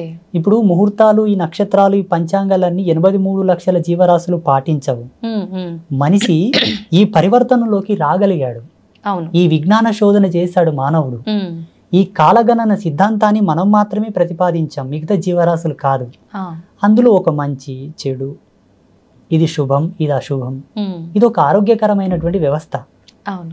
ఇక్కడ మనం చెడిపోయి మళ్ళీ ముహూర్తాన్ని నింద చేయడం ధర్మం కాదు. ఓకే. అంటుంటారు కదా గురుగారు, కానీ అంటే ఈ మధ్య కాలంలో అంటే పెట్టిన ముహూర్తం కరెక్ట్గా లేదేమో, కరెక్ట్గా వీళ్ళిద్దరికి మ్యాచ్ అవ్వలేదేమో, ఆ పంతులు అంటే ఎలా డిసైడ్ చేశాడో ఇలా జరిగిపోయింది. నేను ఆ విషయానికి వస్తే మీకు ఒక ఎగ్జాంపుల్ చేస్తాను. ఓకే. సీతారాములు నడయాడిన కాలం ఆ కాలం ధర్మవంతంగా ఉండేనా, ఇప్పుడు ఈ కాలం ధర్మవంతంగా ఉందా? ఆ కాలమే ధర్మం. ఆ కాలంలో ధర్మం సమున్నతంగా ఉండి. అవును. ఎందుకంటే శ్రీరామచంద్ర ప్రభుల వారు పుట్టినప్పటి నుంచి వారి అవతార సమాప్తి అయ్యే వరకు కూడా ధర్మం సమున్నతంగా ఉన్నదని చెప్పి మన గ్రంథాల ఆధారంగా చెప్పబడి ఉన్నాయి. ఎంతో మంది ఋషులు కూడా చెప్పారు. అవును. శ్రీరామచంద్ర ప్రభుల వారి యొక్క ముహూర్తం ఎవరు పెట్టారు? పెళ్లికి ఎవరు నిశ్చయం చేశారు? రాముడు పెళ్ళైన తర్వాత వనవాసంకి వెళ్ళిపోవాల్సి వచ్చింది. ఎన్ని కష్టాలు పడ్డారు. సరే, మళ్ళీ రాజ్యంకి వచ్చిన తర్వాత కూడా మళ్ళీ సీతా వియోగం ఏర్పడుతుంది. సీత కలిసిన తర్వాత ఆమె భూమిలోకి వెళ్ళడం, ఈయన అవతార సమాప్తి చేసుకోవడం. వాళ్ళు ఎక్కడ సుఖపడ్డారు? అవును. పోనీ పాండవులు కష్టపడ్డారు కదా. పోనీ శ్రీకృష్ణుడు కూడా కష్టపడ్డాడు కదా. అవును. పోనీ దేవేంద్రాదులు కూడా కష్టపడ్డారు కదా. ఇప్పుడున్న మానవుడు, ఇప్పుడు జీవించే మానవుడు దాని భూతద్దంలో ఎట్టి చూస్తున్నాడు ముహూర్తాన్ని. దాని యొక్క నిర్మాణం, దాని యొక్క నిర్మాణం వేరు. ముహూర్తాన్ని తప్పకుండా మానవ జన్మ ఎత్తిన తర్వాత ప్రతి మానవుడు ముహూర్త నిశ్చయంతోనే జీవితకాలం గడవాలి. ముహూర్తానికి ఉండేటటువంటి మెయిన్ అర్థం ఏంటో తెలుసా? నీవు జీవించే జీవన విధానానికి సంబంధించినటువంటి ధర్మం, భౌగోళికంగా నువ్వు జీవిస్తున్న జీవ అవశేషాలకు సంబంధించినటువంటి సింక్, అది లింక్, అనుసంధానం అయ్యేటటువంటి శుభముహూర్తం. అది నీ జీవితంలో ఒక సార్థకతను ప్రసాదించడానికి నిర్ణయం చేసిన ఒక టైం. దానివల్ల మన జీవితాలు నడవాలనుకోవడం అజ్ఞానం. మనం బ్రతకాలి, మనం జీవించాలి. ప్రతి దాంట్లో సహనం, ఓర్పు, నిగ్రహము, విచక్షణ రహితమైనటువంటి జీవితాలే కొనసాగుతున్నాయి తప్పిస్తే జ్ఞానవంతమైన జీవితాలు లేవు కదా సమాజంలో. అవును గురుగారు. అయితే గురువుగారు, ఎక్కువగా భగవంతుడి ఆరాధనలో ఉన్న వాళ్ళకే కష్టాలు, ఇబ్బందులు ఎక్కువగా ఉంటుంటాయి అంటుంటారు. ఎగ్జాంపుల్కి తీసుకుంటే కూడా చాలామంది ఎక్కువగా దేవుడి పైన భక్తి ఎక్కువగా ఉండి ఎక్కువ పుణ్యక్షేత్రాలను దర్శించుకోవడానికి, దేవుడిని దర్శించుకోవడానికి వెళ్తూ ఉంటారు. అలా వెళ్ళే ఆ సమయంలో కొంతమంది ప్రమాదవశాత్తు ప్రాణాలు కూడా కోల్పోతూ ఉంటారు. దైవ దర్శనానికని వెళ్తుంటే ఎందుకు అలా జరుగుతుంది? వాళ్ళు చేసిన కర్మ ఫలాల ఆధారంగా అయి ఉంటుందా? మరి అలా ఉన్నప్పుడు భగవంతుని ఆరాధిస్తే మనం శరణు వేడుకుంటే ఎటువంటిదైనా ఆయన రక్షిస్తాడు అని అంటుంటారు. ఎందుకు వాళ్ళని భగవంతుడు రక్షించలేకపోతున్నాడు? భగవంతుడు వాళ్ళని రక్షించే పాత్రత లోపల ఎప్పుడు సంసిద్ధుడై ఉంటాడు. కాకపోతే భగవంతుని పాత్రత ఎంత సత్యమో కాపాడబడాలన్న నీ పాత్రత కూడా అంతే సత్యమై ఉండాలి. ఓకే. ఈరోజు ఐ డ్రీమ్స్ మీడియా వాళ్ళు నన్ను ఇక్కడ పిలిచారంటే ఏదో కొంతో నా లోపల నచ్చే పిలిచారు. స్వామీజీ ఇంతో అంతో చెప్తాడు మంచిగాని. భగవంతుడు నిన్ను అనుగ్రహించి కాపాడాలన్నప్పుడు నువ్వు అంత సత్యవంతుడు వై కూడా ఉండాలి. బై బర్త్ నుంచి ఈ జన్మది సరిపోక పోయిన జన్మలో కూడా అంత పుణ్యకార్యములు, పుణ్య దీక్ష దక్షత నీలో ఉండాలి. నీ పితాపితరులు కూడా పుణ్యం చేసి ఉండాలి. ఇప్పుడు ఈ జన్మ ఇప్పుడే ఆకాశం నుంచి ఊడిపడ్డది కాదు. ఎన్ని సంవత్సరాల నుంచి, ఎన్ని లక్షల సంవత్సరాల నుంచి ఉండేటటువంటి ఆ జెనెటిక్ థియరీని బట్టి మనకి జన్మ వచ్చింది, ఆ DNA కాలం బట్టి. సో ఆ వంశవృక్షంలో చేసేటటువంటి పాప సంక్రమణ, పుణ్య సంక్రమణ వల్ల ఈ దేహం ఉంటుంది. ఈ దేహం పొందిన తర్వాత కూడా చేసేటటువంటి పాప సంక్రమణ, పుణ్య సంక్రమణ. అందుకు భగవంతుని చెంతన నువ్వు నిష్ణాతుడవై ఉండి, అర్హుడవై ఉంటే త్రుటికాలం నంది నేను తప్పించగలడు కదా. ఎంతమంది బ్రతుకుతులేరు ఇప్పుడు? ఎంతో మంది ఇప్పుడు కాపాడబడుతున్నారు, రక్షించబడుతున్నారు. వీళ్ళెందుకు రక్షించబడలేదంటే అందుకు భిన్నమైనటువంటి పాపమో కర్మనో ఏదో ఉండవచ్చు. అంత ఈజీగా మనం క్యాలిక్యులేట్ చేయడం కూడా ధర్మం కాదు. పూజలు చేసే వాళ్లకు కష్టాలు ఎందుకు వస్తాయంటే పూజలు చేయడం వల్ల కష్టాలు తీరుతాయనుకోవడం ఫస్ట్ అజ్ఞానం. ఎందుకు పూజలు చేస్తారంటే చెప్పన తల్లి, మనకు పితృపక్షం వస్తుంది. ఇప్పుడు పితృపక్షం పితృపక్షంలో మన హిందూ ధర్మం లోపల మన పెద్దలకు శ్రద్ధా తర్పణాలు వదులుతారు, పిండ ప్రదానాది కార్యక్రమాలు చేస్తుంటారు. ఆ పల్లెటూళ్ళలో వాళ్ళ ఫోటోలు పెట్టి వాళ్ళు తినే వాళ్ళకి ఇష్టమైన పదార్థాలు వండి పెట్టి పూజలు పునస్కారాలు చేసి దండం పెట్టుకుంటారు. ఎందుకోసం అంటే వాళ్ళు ఇచ్చినటువంటి దేహం ఇది, వాళ్ళ వంశంలో మనం పుట్టామని ఒక కృతజ్ఞత భావం. వాళ్ళకు ఒక మాసం ఏర్పాటు చేసి ఈ మాసంలో పితృదేవతలను కొలవాలని ఆ మాసాన్ని డిసైడ్ చేసి పితృపక్షంలో పితృదేవతలకు పూజలు చేయాలని ఒక రూల్ ఇచ్చారు మన ధర్మంలో. ఈ జన్మనిచ్చినందుకు వాళ్ళకు మొక్కుతున్నాం మనము. వాళ్లకు మనకు ఇంతటి అందమైన ప్రపంచాన్ని భగవంతుడు ఇచ్చాడు కదా, మరి భగవంతునికి ఏమి ఇవ్వాలి మనం? అందుకే ఈ పూజలు. నిన్నిచ్చినందుకు, ఈ ప్రకృతిని ఇచ్చినందుకు, నీకు ఇంతటి అందమైన ప్రపంచాన్ని సృష్టించినందుకు భగవంతునికి నువ్వు ఇంత కృతజ్ఞత భావంతో పూజ. అంతేగాని నువ్వేదో ఇస్తే ఆయన నీ కోరికలు తీర్స్తాడనుకోవడం కరెక్ట్ కాదు. చూడమ్మ, వేదాంత ధర్మంలో ఎప్పుడు కూడా వేద ధర్మం ప్రకారంగా, శాస్త్ర ప్రమాణం ప్రకారంగా పూజలు చేస్తే కష్టాలు నెరవేరుతాయని లేదు. కానీ ఋషులు మనుషుల యొక్క కష్టాలు చూడలేపక, బాధలు చూడలేపక వాళ్ళు ధ్యానంలో కూర్చొని కొన్ని దర్శనాలు చేశారు. వ్రతాలు, నోములు, కొన్ని ప్రత్యేకమైన హోమములు, శాంతులు, కొన్ని యజ్ఞక్రతువులను దర్శించారు. వీటిని చేయండి, వీటి యొక్క మహితాత్మమైన శక్తి చేత భగవంతుడు ప్రసన్నమవుతాడు, మీ కష్టాలు తీరుతాయి అని ఒక ప్రమాణంగా చెప్పారు. కానీ అది కూడా దాని మీద ఎప్పుడు ఆధారపడి ఉండకు. నిన్ను నీవు నమ్ముకో, నీవు సత్యశీలుడవై మెలుగు, అప్పుడు అవి నీకు రిఫ్లెక్ట్ అవుతాయి, నీకు రిప్లై ఇస్తాయని కూడా చెప్పారు. మళ్ళీ వెనుకనే ఇలా చెబుతూనే ఇది కూడా చెప్పారు, ఏది అవసరమో అదే పాటిస్తున్నారు కంపల్సరీ. ఇప్పుడు ఒక కంపెనీ యాజమాన్యం దగ్గరికి వెళ్ళి అయ్యా నాకు ఉద్యోగం ఇవ్వండి అంటే నీ అర్హత ఏముంది నాయన అని అడుగుతారు.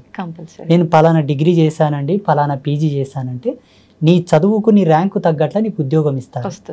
నిన్ను ఏ సీట్లో కూర్చోబెట్టాలి, ఎక్కడ కూర్చోబెట్టాలో వాళ్ళు డిసైడ్ చేస్తారు. భగవంతుడు కూడా ప్రకృతి ఆధారంగా మనం జీవించే జీవన విధానాలను బట్టి, మనం నడిచే నడవడికను బట్టి మనకు కొన్ని మార్కులు వేస్తాడు. ఆ మార్కులను బట్టి మన జీవితం డిక్లేర్ అవుతుంది. మనకు వచ్చేటటువంటి కష్టాలు, బాధలు, ఇబ్బందులు, భోగభాగ్యాబ్ది సంప్రాప్తములన్నీ కూడా మన జీవించే జీవన విధానం బట్టి వస్తాయి. మా పెద్దలు ఏమనే వాళ్ళు తెలుసా పల్లెటూళ్ళమ్మా, ఏం లేదు నాయన, ఎవరు ఏది నాటుతారో అదే కోసుకొని తింటారు, ఏది నాటుతారో అదే కోసుకొని తింటారు, అందుకు మిన్న ఏదీ లేదు. నువ్వు మంచి చేస్తావా మంచే వస్తుంది, చెడు చేస్తావా చెడే వస్తుంది, అది ఎన్నటికి తప్పదు అనేవాళ్ళు మా పెద్ద మనుషులు. వాళ్ళేం సిద్ధాంతులు కాదు, పండితులు కాదు. మళ్ళా ఇంకొక మాట అనేవాళ్ళు, ఈ జన్మ, ఈ కాలం అంతా ఒక అద్దం లాంటిది నాయన, అద్దం ముందరకు పోయి నువ్వు ఏ చేష్టలు చేస్తే నీకు అదే ఎట్లా రిప్లై ఇస్తుందో, ఈ ప్రకృతి కూడా అంతే, నువ్వు ఏం చేస్తావు అది రాసుకుంటుంది, అదే దొబ్బుతుంది మళ్ళీ నీ మీద అని చెప్పారు. నిజంగా చాలా బాగా చెప్పారు గురువు గారు. కానీ మీరు చెప్పినంత వింటుంటే నిజంగా ఇది వాస్తవం అనిపిస్తుంది. కానీ కొంతమంది వాళ్ళ విషయంలో ఏం జరుగుతుందంటే, వాళ్ళు ఎంత నిజాయితీగా ఉన్నా, ఎంత మంచి మార్గంలో నడిచినా కూడా ఎక్కువ ఈ ఇబ్బందులన్నీ వాళ్ళకే వస్తుంటాయి. మరి దాని గురించి ఏం చెప్తారు? వాళ్ళకి ఆ జన్మ ఏకన ముందు వాళ్ళ తల్లిదండ్రులు అంతటి పుణ్యకర్మలు ఆచరించలేకపోవచ్చు. జీవుడు తన ఈపున ఎంత పుణ్యం పెట్టుకొని సంతానాన్ని ఇస్తే పుట్టే పిల్లలు అంత గొప్పగా పుడతారు. మీకు ఒక ఎగ్జాంపుల్ చెప్తానమ్మా. ఇప్పుడు మా డ్రైవర్ వచ్చాడు, మా డ్రైవర్ వాళ్ళ తల్లిదండ్రులు ఒక గురువుతోటి బోధ తీసుకున్నారు, గురూపదేశం. వాళ్ళు గురూపదేశ సంస్కారం తీసుకున్నప్పటి నుంచి మా డ్రైవర్ వాళ్ళ నాన్న చనిపోయాడు. వాళ్ళ నాన్న చనిపోయే వరకు వాళ్ళ జీవితాలలో చూడని కష్టం లేదు, పడని బాధ లేదు. పాపం నేను లైవ్ లో చూశాను, చాలా కష్టపడ్డారు. చివరికి వాళ్ళ నాన్న చనిపోయాడు, వాడు ఒక్కడే అబ్బాయి, వాళ్ళ అమ్మ వారిద్దరే ఉంటున్నారు. ఇప్పుడు ఆ అబ్బాయి వాళ్ళ అమ్మ, ఆ అబ్బాయి నా పాదాలను ఆశ్రయించి నాతోను ఉపదేశం తీసుకున్నాడు, మంత్రోపదేశం. అమ్మవారిని ఆశ్రయించి నాతో మంత్రోపదేశం తీసుకున్నప్పటి నుంచి ఇప్పుడు ఎంత సుఖంగా, ఎంత సంతోషంగా ఉన్నారో, అసలు చాలా ఆనందంగా ఉన్నారు వాళ్ళు. ఇప్పుడు ఆయనకు కొడుకో బిడ్డ పుట్టారు, ఎంత ఆరోగ్యంగా, ఎంత చురుకుగా, ఎంత అందంగా, ఎంత అభినయంగా పుట్టారో పిల్లలు. అసలు ఈ కష్టము, బాధ అంటేనే తెలియనంత గొప్పగా పెరుగుతున్నారు ఇప్పుడు. అంటే వాళ్ళ తాత, వాళ్ళ అవ్వ గురూపదేశం తీసుకొని గురువు చేత గోలినటువంటి పుణ్యము కొడుకుకు ఉత్తాన పదంగా సంక్రమించి ఇప్పుడు మనమంగులకు పుణ్యం ఆవహించింది. ఖచ్చితంగా మనం చేసేయి మన పిల్లలకి వాళ్ళ పిల్లలకి. దశరథ మహారాజు తన జీవిత పర్యంతం లోపల పొందిన శాపాన్ని తాను మొత్తం సంపూర్ణంగా అనుభవించకూడని దేహము చాలించిన తర్వాత ఆ శాపం యొక్క పవర్ అనేది, ఆ యొక్క మహిమ అనేది, ఆ శక్తి అనేది శ్రీరామచంద్ర ప్రభు అనుభవించాడు, లక్ష్మణ స్వామి అనుభవించాడు, భరతుల వారు అనుభవించారు, శత్రుఘ్నుడు అనుభవించాడు. అవును, తప్పదు. ఇప్పుడు ఈ జన్మ వారి చేత పొందామంటే వారి యొక్క అవశేషములు కూడా మన యొక్క జీవితం వెనకాలే వస్తాయి 100%. డాక్టర్స్ కూడా అదే చెప్తారు కదమ్మా. ఇప్పుడు జీన్స్ మన యొక్క పెద్దల యొక్క వారసత్వాన్ని బట్టి కొన్ని రోగాలు వస్తుంటాయి అని చెప్తారు. రోగాలు వస్తాయి అంటేనేమో నమ్ముతారు, ఉసురు వస్తుంది అంటేనేమో నమ్మరు. మేము ఇట్లా పాపాలు పుణ్యాలు పెద్దల నుండి వస్తాయంటేనేమో మూఢనమ్మకం అంటారు. డాక్టర్లు ఏమో వాళ్ళు చెప్పిన రిపోర్ట్స్ని బట్టి మీ పెద్దల యొక్క వారసత్వానికి ఈ రోగం వచ్చిందంటేనేమో గుడ్డిగా నమ్మేస్తారు. అక్కడ అది అంటే సైంటిఫిక్గా అన్ని ప్రూఫ్స్ ఉంటుంటాయి కదా గురువు గారు. అది పెన్ను తీసుకొని పేపర్ మీద రాసేటటువంటి భౌతికవాదం, కంప్యూటర్లో టైప్ చేసేటటువంటి భౌతికవాదం, దానికి ఆధారమైనటువంటి కారణ సంభూతులమే మేము. ఇప్పుడు జ్ఞానం లేనిది విజ్ఞానం లేదు కదా తల్లి. అవును గురువు. జ్ఞానం అంటే మనం పుట్టడం, పుట్టిన తర్వాత ఒక ప్రొడక్ట్ని ఇంకొక ప్రొడక్ట్తో కలిపి ఇంకొక ప్రొడక్ట్ తయారు చేసేది విజ్ఞానం. ఈ ప్రొడక్టే భగవంతుడు ఇచ్చాడు కదా, ఉన్నదాన్నే తారుమారు చేసి ఒకదానికి రూపకల్పన చేసావు నువ్వు. ఇంకెక్కడి నుండి తెచ్చావు? ఈ భూమిని పుట్టిన దాన్ని నువ్వు కొత్తగా తయారు చేసావు. కొత్తగా ఏమైనా తీసుకొచ్చావా? లేదు కదా. అది నీ ప్రజ్ఞాపాఠవాలు, నీ గొప్పతనం. కానీ భగవంతుడి ధిక్కరణ మంచిది కాదు. భగవంతుడి నేల నీయకుంటే ఏడ రీసెర్చ్ చేస్తుంటే మనము, ఈ గాలి నీయకుంటే ఏడ ప్రయోగాలు చేస్తుంటే. ఇప్పుడు ఇవెవరిచ్చారు, ఎవరు తయారు చేశారు అది మనం కనిపెట్టాలి కదా. ఒకవేళ ఇది న్యాచురల్ గానే తయారైంది అనుకుందాం, వేరే గ్రహాల మీద ఎందుకు లేవు మళ్ళీ వల్ల? పక్కనే మనకు సమీపంలో ఉన్న గ్రహాలలో మనుషులు లేరు, జీవం పుట్టడానికి ఆధారం లేదు, ఆనవాళ్ళు లేవు. ఇక్కడ ఎందుకు ఉండాలి? మన సనాతన ధర్మంలో భూమికి ఉన్నటువంటి విలువ, భూమి యొక్క ఆవిర్భావ దశ, భూమి మీద జీవం ఏర్పడడానికి సంపూర్ణమైన వివరణ ఉన్నది క్లియర్ గా. ఇప్పుడు టెక్నాలజీకు 300 ఏళ్ళు అయింది తల్లి, లక్షల సంవత్సరాల క్రితమే పురాణ రచన జరిగింది. గురువుగారు, ఒక జీవి అంటే తల్లి గర్భంలో పడే ముందే తను చేసుకున్న ఇంతకు ముందు జన్మకు సంబంధించిన పాప పుణ్యాలు కర్మ ఫలాన్ని బట్టే ఈ జన్మలో ఎవరి కడుపున జన్మించాలి ఏంటి అనేది డిసైడ్ అవుతుంది అని కొంతమంది చెప్తుంటారు. అది నిజమే అంటారా? 100%. జీవుడు పుట్టకన్నా ముందు ఆత్మగా ఉన్నది పోయిన జన్మలో ఆయన ఉండేటటువంటిది. దేహంగా ఉండేది తండ్రి కడుపులో తాను ఒక విత్తనంగా ఉండేది.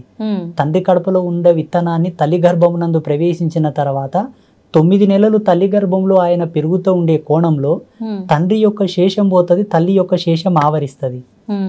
ఈ ఇద్దరి యొక్క శేషం యొక్క ఫలితం వల్లనే ఆ పిండం పెద్దగై బయటికి వస్తుంది. అప్పుడు తల్లి తన గర్భమునందు శిశువుని ఒదిగింపజేసుకునేటప్పుడు చేసేటటువంటి పాపము కర్మ, మనసు చేత, చూపు చేత, చేతల చేత, నడవడిక చేత, తిండి చేత, ఏ పద్ధతిలో తను పాపం చేసుకున్నా ఆ పాపం అనేది పిండానికి ఆవరిస్తుంది, తప్పదు. అందుకే లీలావతి ప్రహ్లాదుడు గర్భంలో ఉన్నప్పుడు పుణ్యశ్రవణం చేసేది, భక్తి శ్రవణం చేసేది.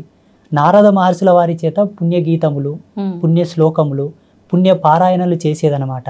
అందుకే ప్రహ్లాదుడు భక్తి తత్పరుడై జన్మించాడు. ఇలా చాలా ఉదాహరణలు ఉన్నాయి మన ధర్మం లోపల. అదే కోవకు మనం వస్తే హిరణ్యకశ్యపుడు హిరణ్యాక్షుల యొక్క జన్మను మనం చూసుకున్నట్లయితే కశ్యప ప్రజాపతికి చాలా మహా తపశక్తి సంపన్నుడే కశ్యప ప్రజాపతి.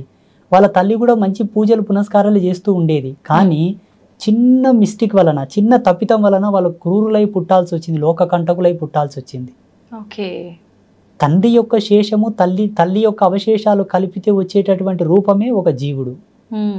ఆ జీవుడు ఈ ఆత్మగా పోయిన జన్మలో ఏదైనా పాపం చేసి ఆ పాపం తీరకుండా చనిపోతే అది కూడా యాడ్ అవుతుంది, ఈ జన్మలో తల్లిదండ్రిది కూడా యాడ్ అవుతుంది. అందుకే ఎన్నాళ్ళు బ్రతికినా ధర్మంగా బతుకు, పుణ్యాత్ముడు బతుకు. ఎందుకంటే ప్రపంచం చాలా భయానకంగా ఉన్నది. నీవు ఈదొచ్చు, ఈదకపోవచ్చు, నీవు ఓర్చుకోవచ్చు, ఓర్చుకోలేకపోవచ్చు. మొదటి నుంచే మార్గం మంచిగా వేసుకో, సుగమం చేసుకో, అంతిమం వరకు సాఫీగా చేరుకోగలవని చెప్పింది మన ధర్మం. అయితే గురుగారు కొంతమంది అంటే అతి చిన్న వయసులోనే ఏదో రకంగా అకస్మాత్తుగా చనిపోతూ ఉంటారు. అలా చనిపోవడానికి కారణం అంటే ఆరోగ్యరీత్యా బాగున్న వాళ్ళు కూడా చనిపోతుంటారు. ఆరోగ్య పరిస్థితి బాలేని వాళ్ళు కూడా చనిపోతుంటారు. అలా చనిపోవడానికి రీజన్ ఏంటి అనంటే కొంతమంది ఏం చెప్తారంటే వాళ్ళ అంటే చేసుకున్న కర్మలు అంతవరకే ఉన్నాయి. అంతవరకు అవి కంప్లీట్ అయినాయి కాబట్టే ఆయన చనిపోయారు అని చెప్పి. అది నిజమే అంటారా? జనన మరణాలు రెండు కూడా కాలాతీతములమ్మ. ఈ కాలాంతర్గతంగా జరగవు. కాలానికన్నా కాలం అనే సిస్టమ్ కన్నా చాలా పై లెవెల్ అవి. ఓకే. కాలం అనే ఈ సిస్టమ్ కన్నా చాలా ఎక్స్ట్రీమ్ లెవెల్స్ ఆఫ్ వర్క్స్ అనమాట అవి. అంటే భగవంతుడు వాటిని ఆపరేట్ చేస్తుంటాడు. ఓకే. మాలాంటి తాపసులం ఎన్ని యోగాలు చేసి ఎన్ని సాధనలు చేసినా దాని యొక్క రుచి దాని యొక్క మర్మం చెప్పగలం కానీ ఆది చెప్పలేము. ఓకే. చెప్పొచ్చు, చెప్పిన పెద్ద విషయం ఏం కాదు కానీ చెప్పకూడదు. కనీసమైన మర్యాద. చూడమ్మా, ఒక బిడ్డ పుట్టి నెల పిండంగా తల్లి గర్భంలో ఉండగానే వికటించిపోవచ్చు. 5 నెలల పిండంగా ఉండగా వికటించిపోవచ్చు. పుట్టి బయట పడగానే కూడా చనిపోవచ్చు. సంవత్సరం లోపల చనిపోవచ్చు. పెరిగి పెద్దగా 20 ఏళ్ళ చచ్చిపోవచ్చు. 5 సంవత్సరాలు కూడా చచ్చిపోవచ్చు. ఈ చనిపోయే ప్రక్రియ ఏదైతే ఉన్నదో ఆయన అంతవరకు పుట్టి ఏం చేయాలో గంతే చేయవలసి ఉందని డిసైడ్ అయి ఉంటది. అంతకు మిన్న ఒక్క నిమిషం అటు కాదు ఇటు కాదు. ఇదే చూడు దేవుడు ఉన్నాడని చెప్పడానికి ప్రత్యక్ష సాక్ష్యం. ఇంతకంటే ఎక్క చెప్పడం కూడా కరెక్ట్ కాదు. ఇప్పుడు దేవుడు లేడయ్యా అంటే దీనంతా ఎవరు ఆపరేట్ చేస్తున్నారు చెప్పండి? ఒక వస్తువుని కనిపెట్టాము, దాని యొక్క జననం జరిగిందంటే ఎవరైనా దాన్ని తయారు చేసి ఉంటారు. ఎవరు తయారు చేసింది అది రాదు. ఈ సిస్టమ్ నంతా ఎవరు ఆపరేట్ చేస్తున్నారు? కొన్ని న్యాచురల్ గానే జరుగుతుంది అనుకుంటే మనుషులు ఇప్పుడు ప్రజెంటేషన్ ఒక 500 ఏళ్ళు బతకొచ్చు కదా. అవును. న్యాచురల్ అయితే ఎక్కువ బతకొచ్చు కదా. లేదు, ఎవరు దీన్ని ఆపరేట్ చేయట్లేదు, ఇది సహజ సిద్ధంగా తనకు తానుగానే ఉత్పన్నమైంది అనుకుంటే వేరే విధంగా పుట్టొచ్చు కదా మనుషులు. ఒకే యాంగిల్తో ఎందుకు పుడుతున్నారు? పోనీ ఇది సహజ సిద్ధంగా తనకు తానుగానే ఉత్పన్నమైన కాలధర్మం అనుకుంటే ఈ భూమి లాంటి ఇంకొక భూమి కూడా తయారు కావాలి కదా. చూడమ్మా, ఇప్పుడున్న మోడర్న్ టెక్నాలజీ ఏదైతే ఉందో శాస్త్రవేత్తలకు నేను ఒక సవాల్ వేస్తున్నా. ఉజ్జయిని మహాకాళి, మహాకాళేశ్వరుడు, కాశీ విశ్వనాథుడు, విశాలాక్షి దేవతల మీద వీళ్ళని రీసెర్చ్ చేయమని చెప్పండి. ఈ సృష్టికి సంబంధించిన రహస్యం తెలుస్తుంది. ఈ ప్రపంచంలో అతి పురాతనమైన చాలా ప్రాచీనమైన ప్రదేశం ఏదన్నదంటే కాశీ మహానగరమే. కల్పాంత సమయం లోపల అన్ని ప్రదేశాలు నీట మునిగిన కాశీ మునగదు. మహాశివుడు దాన్ని శూలం చేతి ఎత్తి పడతాడు. ఈ ప్రకృతికి ఉండేటటువంటి కాలధర్మానికి ఉండేటటువంటి పర్యావసనం అంతా అయిపోయిన తర్వాత మళ్ళీ యథాస్థానానికి తెస్తాడు, జీవం పుడుతుంది. ఉజ్జయిని మహాకాళేశ్వర స్థానం ఏదైతే టైంకి సంబంధించిన డ్రోమ్, టైంకి సంబంధించినటువంటి సిస్టమ్ అక్కడ ఉంటుందమ్మా. అందుకే మహాకాళేశ్వర్, మహాకాళి, ఈ కాలధర్మాన్ని నడిపేటటువంటి స్థానము, పొజిషన్ అక్కడ ఉంటుంది. అందుకే ఆ పేరుతో ఆ దేవిని, ఆ దేవతని పిలిచారు. అయితే గురువుగారు, చాలామంది కోరికలు తీరకుండా చనిపోయిన వాళ్ళు ఆత్మలై ఇక్కడే తిరుగుతుంటారు అని అంటుంటారు. కొంతమంది మన మధ్య తిరుగుతుంటారు కానీ ప్రభావం అనేది ఎవరిపైన ఉండదు. కొన్ని ఆత్మలు మాత్రం ఎదుటి వారిపైన అంటే వెళ్ళిపోయి వాళ్ళని ఇబ్బంది పెట్టడము రకరకాలుగా వింటూ ఉంటాం. నిజంగా ఆత్మలు అనేవి ఉన్నాయా? ఇలా కోరికలు తీరకుండా చనిపోయిన వాళ్ళే ఆత్మలుగా వస్తుంటారా గురుగారు? వెలుగుందంటే చీకటి ఉంది, జననం ఉందంటే మరణం ఉంది. భగవతత్వం ఉందంటే దానికి భిన్నమైనటువంటి ఈ ఆత్మలు, దయ్యాలు, భూతాలు, ప్రేతాలు కూడా ఉన్నట్లే. వీటి గురించి మాట్లాడుకోవడం లోపల మీరు అడిగింది ఎంత ధర్మమో నేను చెప్పేది కూడా అంతే ధర్మం. చూసేటటువంటి వీక్షకులకు, ప్రేక్షకులకు నేను ఒక విజ్ఞప్తి ఏం చేస్తున్నానంటే, పరిపూర్ణమైన అనుభవం మీకు లేకపోవడం వల్ల మీకు అర్థం కాకపోవచ్చు. దాని పట్ల మీకు అవగాహన లేకపోవడం వలన, ఇప్పుడు వాటి గురించి మీకు తెలియకపోవడం వలన మీకు అర్థం కాకపోవచ్చు. కానీ భగవంతుని చూసి భగవంతునితో కనెక్షన్ అయిన మేము ఇటు పాజిటివిటీని చూసినట్టు నెగిటివిటీని కూడా చూడాలి, తప్పదు. ఎన్నో ఆత్మల దర్శనం చేస్తాము, ఎన్నో భూత ప్రేతాదులతో సహవాసం చేస్తాము, ఎన్నో అదృష్ట శక్తులతో, అతీత శక్తులతో మాట్లాడతాము. నేనైతే నా ఆత్మదర్శన సాక్షిగా చెప్తున్నా, దయ్యాలు ఉన్నాయి, భూతాలు ఉన్నాయి, ప్రేతాలు ఉన్నాయి. దేని యాంగిల్ అవి పనిచేస్తాయి, దేని ధర్మాన్ని బట్టి అవి కొన్నాళ్ళు ఉంటాయి, మళ్ళీ అంతర్ధానం అయిపోతాయి. కోరికలు తీరకుండా చనిపోయిన వాళ్ళు తప్పకుండా ప్రేతంగా మారుతారు. 100%. ఇప్పుడు ఆత్మ పరిస్థితి ఏంటి గురువుగారు మరి? వాటి యొక్క ధర్మాన్ని అనుసరించి భగవంతుడు కొన్నాళ్ళు ఉంచుతాడు. ఆ ధర్మం తీరిన తర్వాత మళ్ళీ వేరే ఉత్తర జన్మ వాటికి ప్రసాదిస్తాడు. ఓకే. అంటే అప్పటి వరకు ఏం చేయలేమంటారా? ఇంకా వాటిని మనం యాతన అనుభవించాలి కదమ్మా, తప్పదు. ఎందుకంటే ఆ శరీరంలో జీవుడు ఉన్నంత వరకు చేయవలసిన పుణ్యములు ధర్మములు ఏమి చేయక అకారణంగా చూడమ్మా, ఒక విషయం చెప్తాను, మళ్ళీ ఇది కంటిన్యూ చేద్దాము. ఈ ప్రపంచంలో తనకు తానుగా చనిపోయే హక్కు ఎవరికీ లేదు. ఇది సత్యం. కాలధర్మ సిద్ధాంత సాక్షిగా భగవంతుడు చెప్పిన మాట, తనకు తానుగా సూసైడ్ చేసుకోకూడదు. తనకు తానుగా చనిపోకూడదు అన్నది ఎంత ధర్మమో భగవంతుడే తన యొక్క ఊపిరిని తీసుకెళ్ళాలి. యాదృచ్ఛికంగా జరగాలంతే. ఇప్పుడు ఒక అబ్బాయి ఆఫీస్ నుంచి ఇంటికి వెళ్తున్నాడు తల్లి, ఆయనకు చనిపోవాలని ఉండదు, ఎవడో వచ్చి గుద్దేశాడు చనిపోయాడు, దట్ ఈస్ ద గాడ్. అంతేగాని పని పట్టుకొని అప్పుల బాధ తట్టుకోక, భర్త యొక్క టార్చర్ తట్టుకోక, అత్తమామల వేధింపులు తట్టుకోక, ఏం తట్టుకోక హ్యాంగ్ వేసుకోవడం, పురుగుల మందు తాగడం, కిరాసినాయలు పోసుకోవడం, ఇవి ప్రేతాలుగా మారుతాయి. చూడు, నేను ఈ భూమికి పంపించిందే కష్టాలు అనుభవించడానికి, తప్పదు. ఒక కంపెనీలోకి నువ్వు ఉద్యోగం వెళ్తున్నావంటే పడుకుంటే నీకు ఉద్యోగ సాలరీ ఇవ్వరు, అక్కడ నీకు అప్పగించినటువంటి బాధ్యతలు నిర్వహించాలి నువ్వు. ఇక్కడ నేను పంపించింది ఈ విధమైనటువంటి ధర్మాలలో నువ్వు పాత్రత తీసుకోవాలని పంపిస్తారు. అవి కష్టాలు కానీ సుఖం కానీ. ఇవి ఎందుకు వచ్చాయి అంటే, నువ్వు ఆర్మీలో ఎందుకు జాయిన్ అయినావు, పోలీస్ డిపార్ట్మెంట్లో ఎందుకు జాయిన్ అయినావు, డాక్టర్ ఎందుకు అయినావు, నీకు అది ఇంట్రెస్ట్ ఉండి చదివినావు కాబట్టి డాక్టర్ అయినావు. నువ్వు తప్పకుండా సర్జరీ చేయాలా, సూదులు వేయాలా, గోళీలు ఇవ్వాలా, మందులు ఇవ్వాలి. లేదు పోలీస్ అయిపోతే పోలీస్ వ్యవస్థకు సంబంధించిన విధులు నిర్వహించాలి. ఈ జన్మలో నువ్వు ఇక్కడ పుట్టి ఆ అత్తకు కోడలు అయినవు, ఈయనకు భార్య అయినవు, మీరిద్దరు కలవగా ఈ పిల్లలు పుట్టిండ్రు, ఈ పిల్లల చేత మీరు బాధపడుతున్నారంటే అదంతా ఒక సిస్టమ్. పోయిన జన్మకు సంబంధించింది, అంతకన్నా ముందు జన్మదో ఇంకేదో ఇంకేదో ఇంకేదో అనేక అనేక కారణాలు ఉండవచ్చు. దాని యొక్క అనుసంధానంగా నువ్వు కష్టపడుతున్నావే తప్పిస్తే ఓపిక కావాలి. అంతేగాని దీన్ని భరించలేక చనిపోయినావంటే ప్రేతంగా కూడా తప్పదు. భగవంతుడు తీసుకెళ్లిన వాళ్ళు ఎవరు కూడా ప్రేతాలుగా మారరు. సెల్ఫ్గా చనిపోయిన వాళ్ళే ప్రేతంగా మారుతారు. అందుకే ఏ జీవరాశి కూడా చాగానికి ఇష్టపడదు. మనం దేనన్నా కొట్టనికో ఉరుకుతాయి చూడమ్మా, కుక్కలు కానీ ఏవే కానీ, వాటికి తెలుసు ఏదే గాని చనిపోవాలని ఎందుకు ఇష్టపడదంటే ఆత్మ చనిపోనివ్వకుండా జాగ్రత్త పడుతుంటది, ప్రేరేపిస్తుంటది.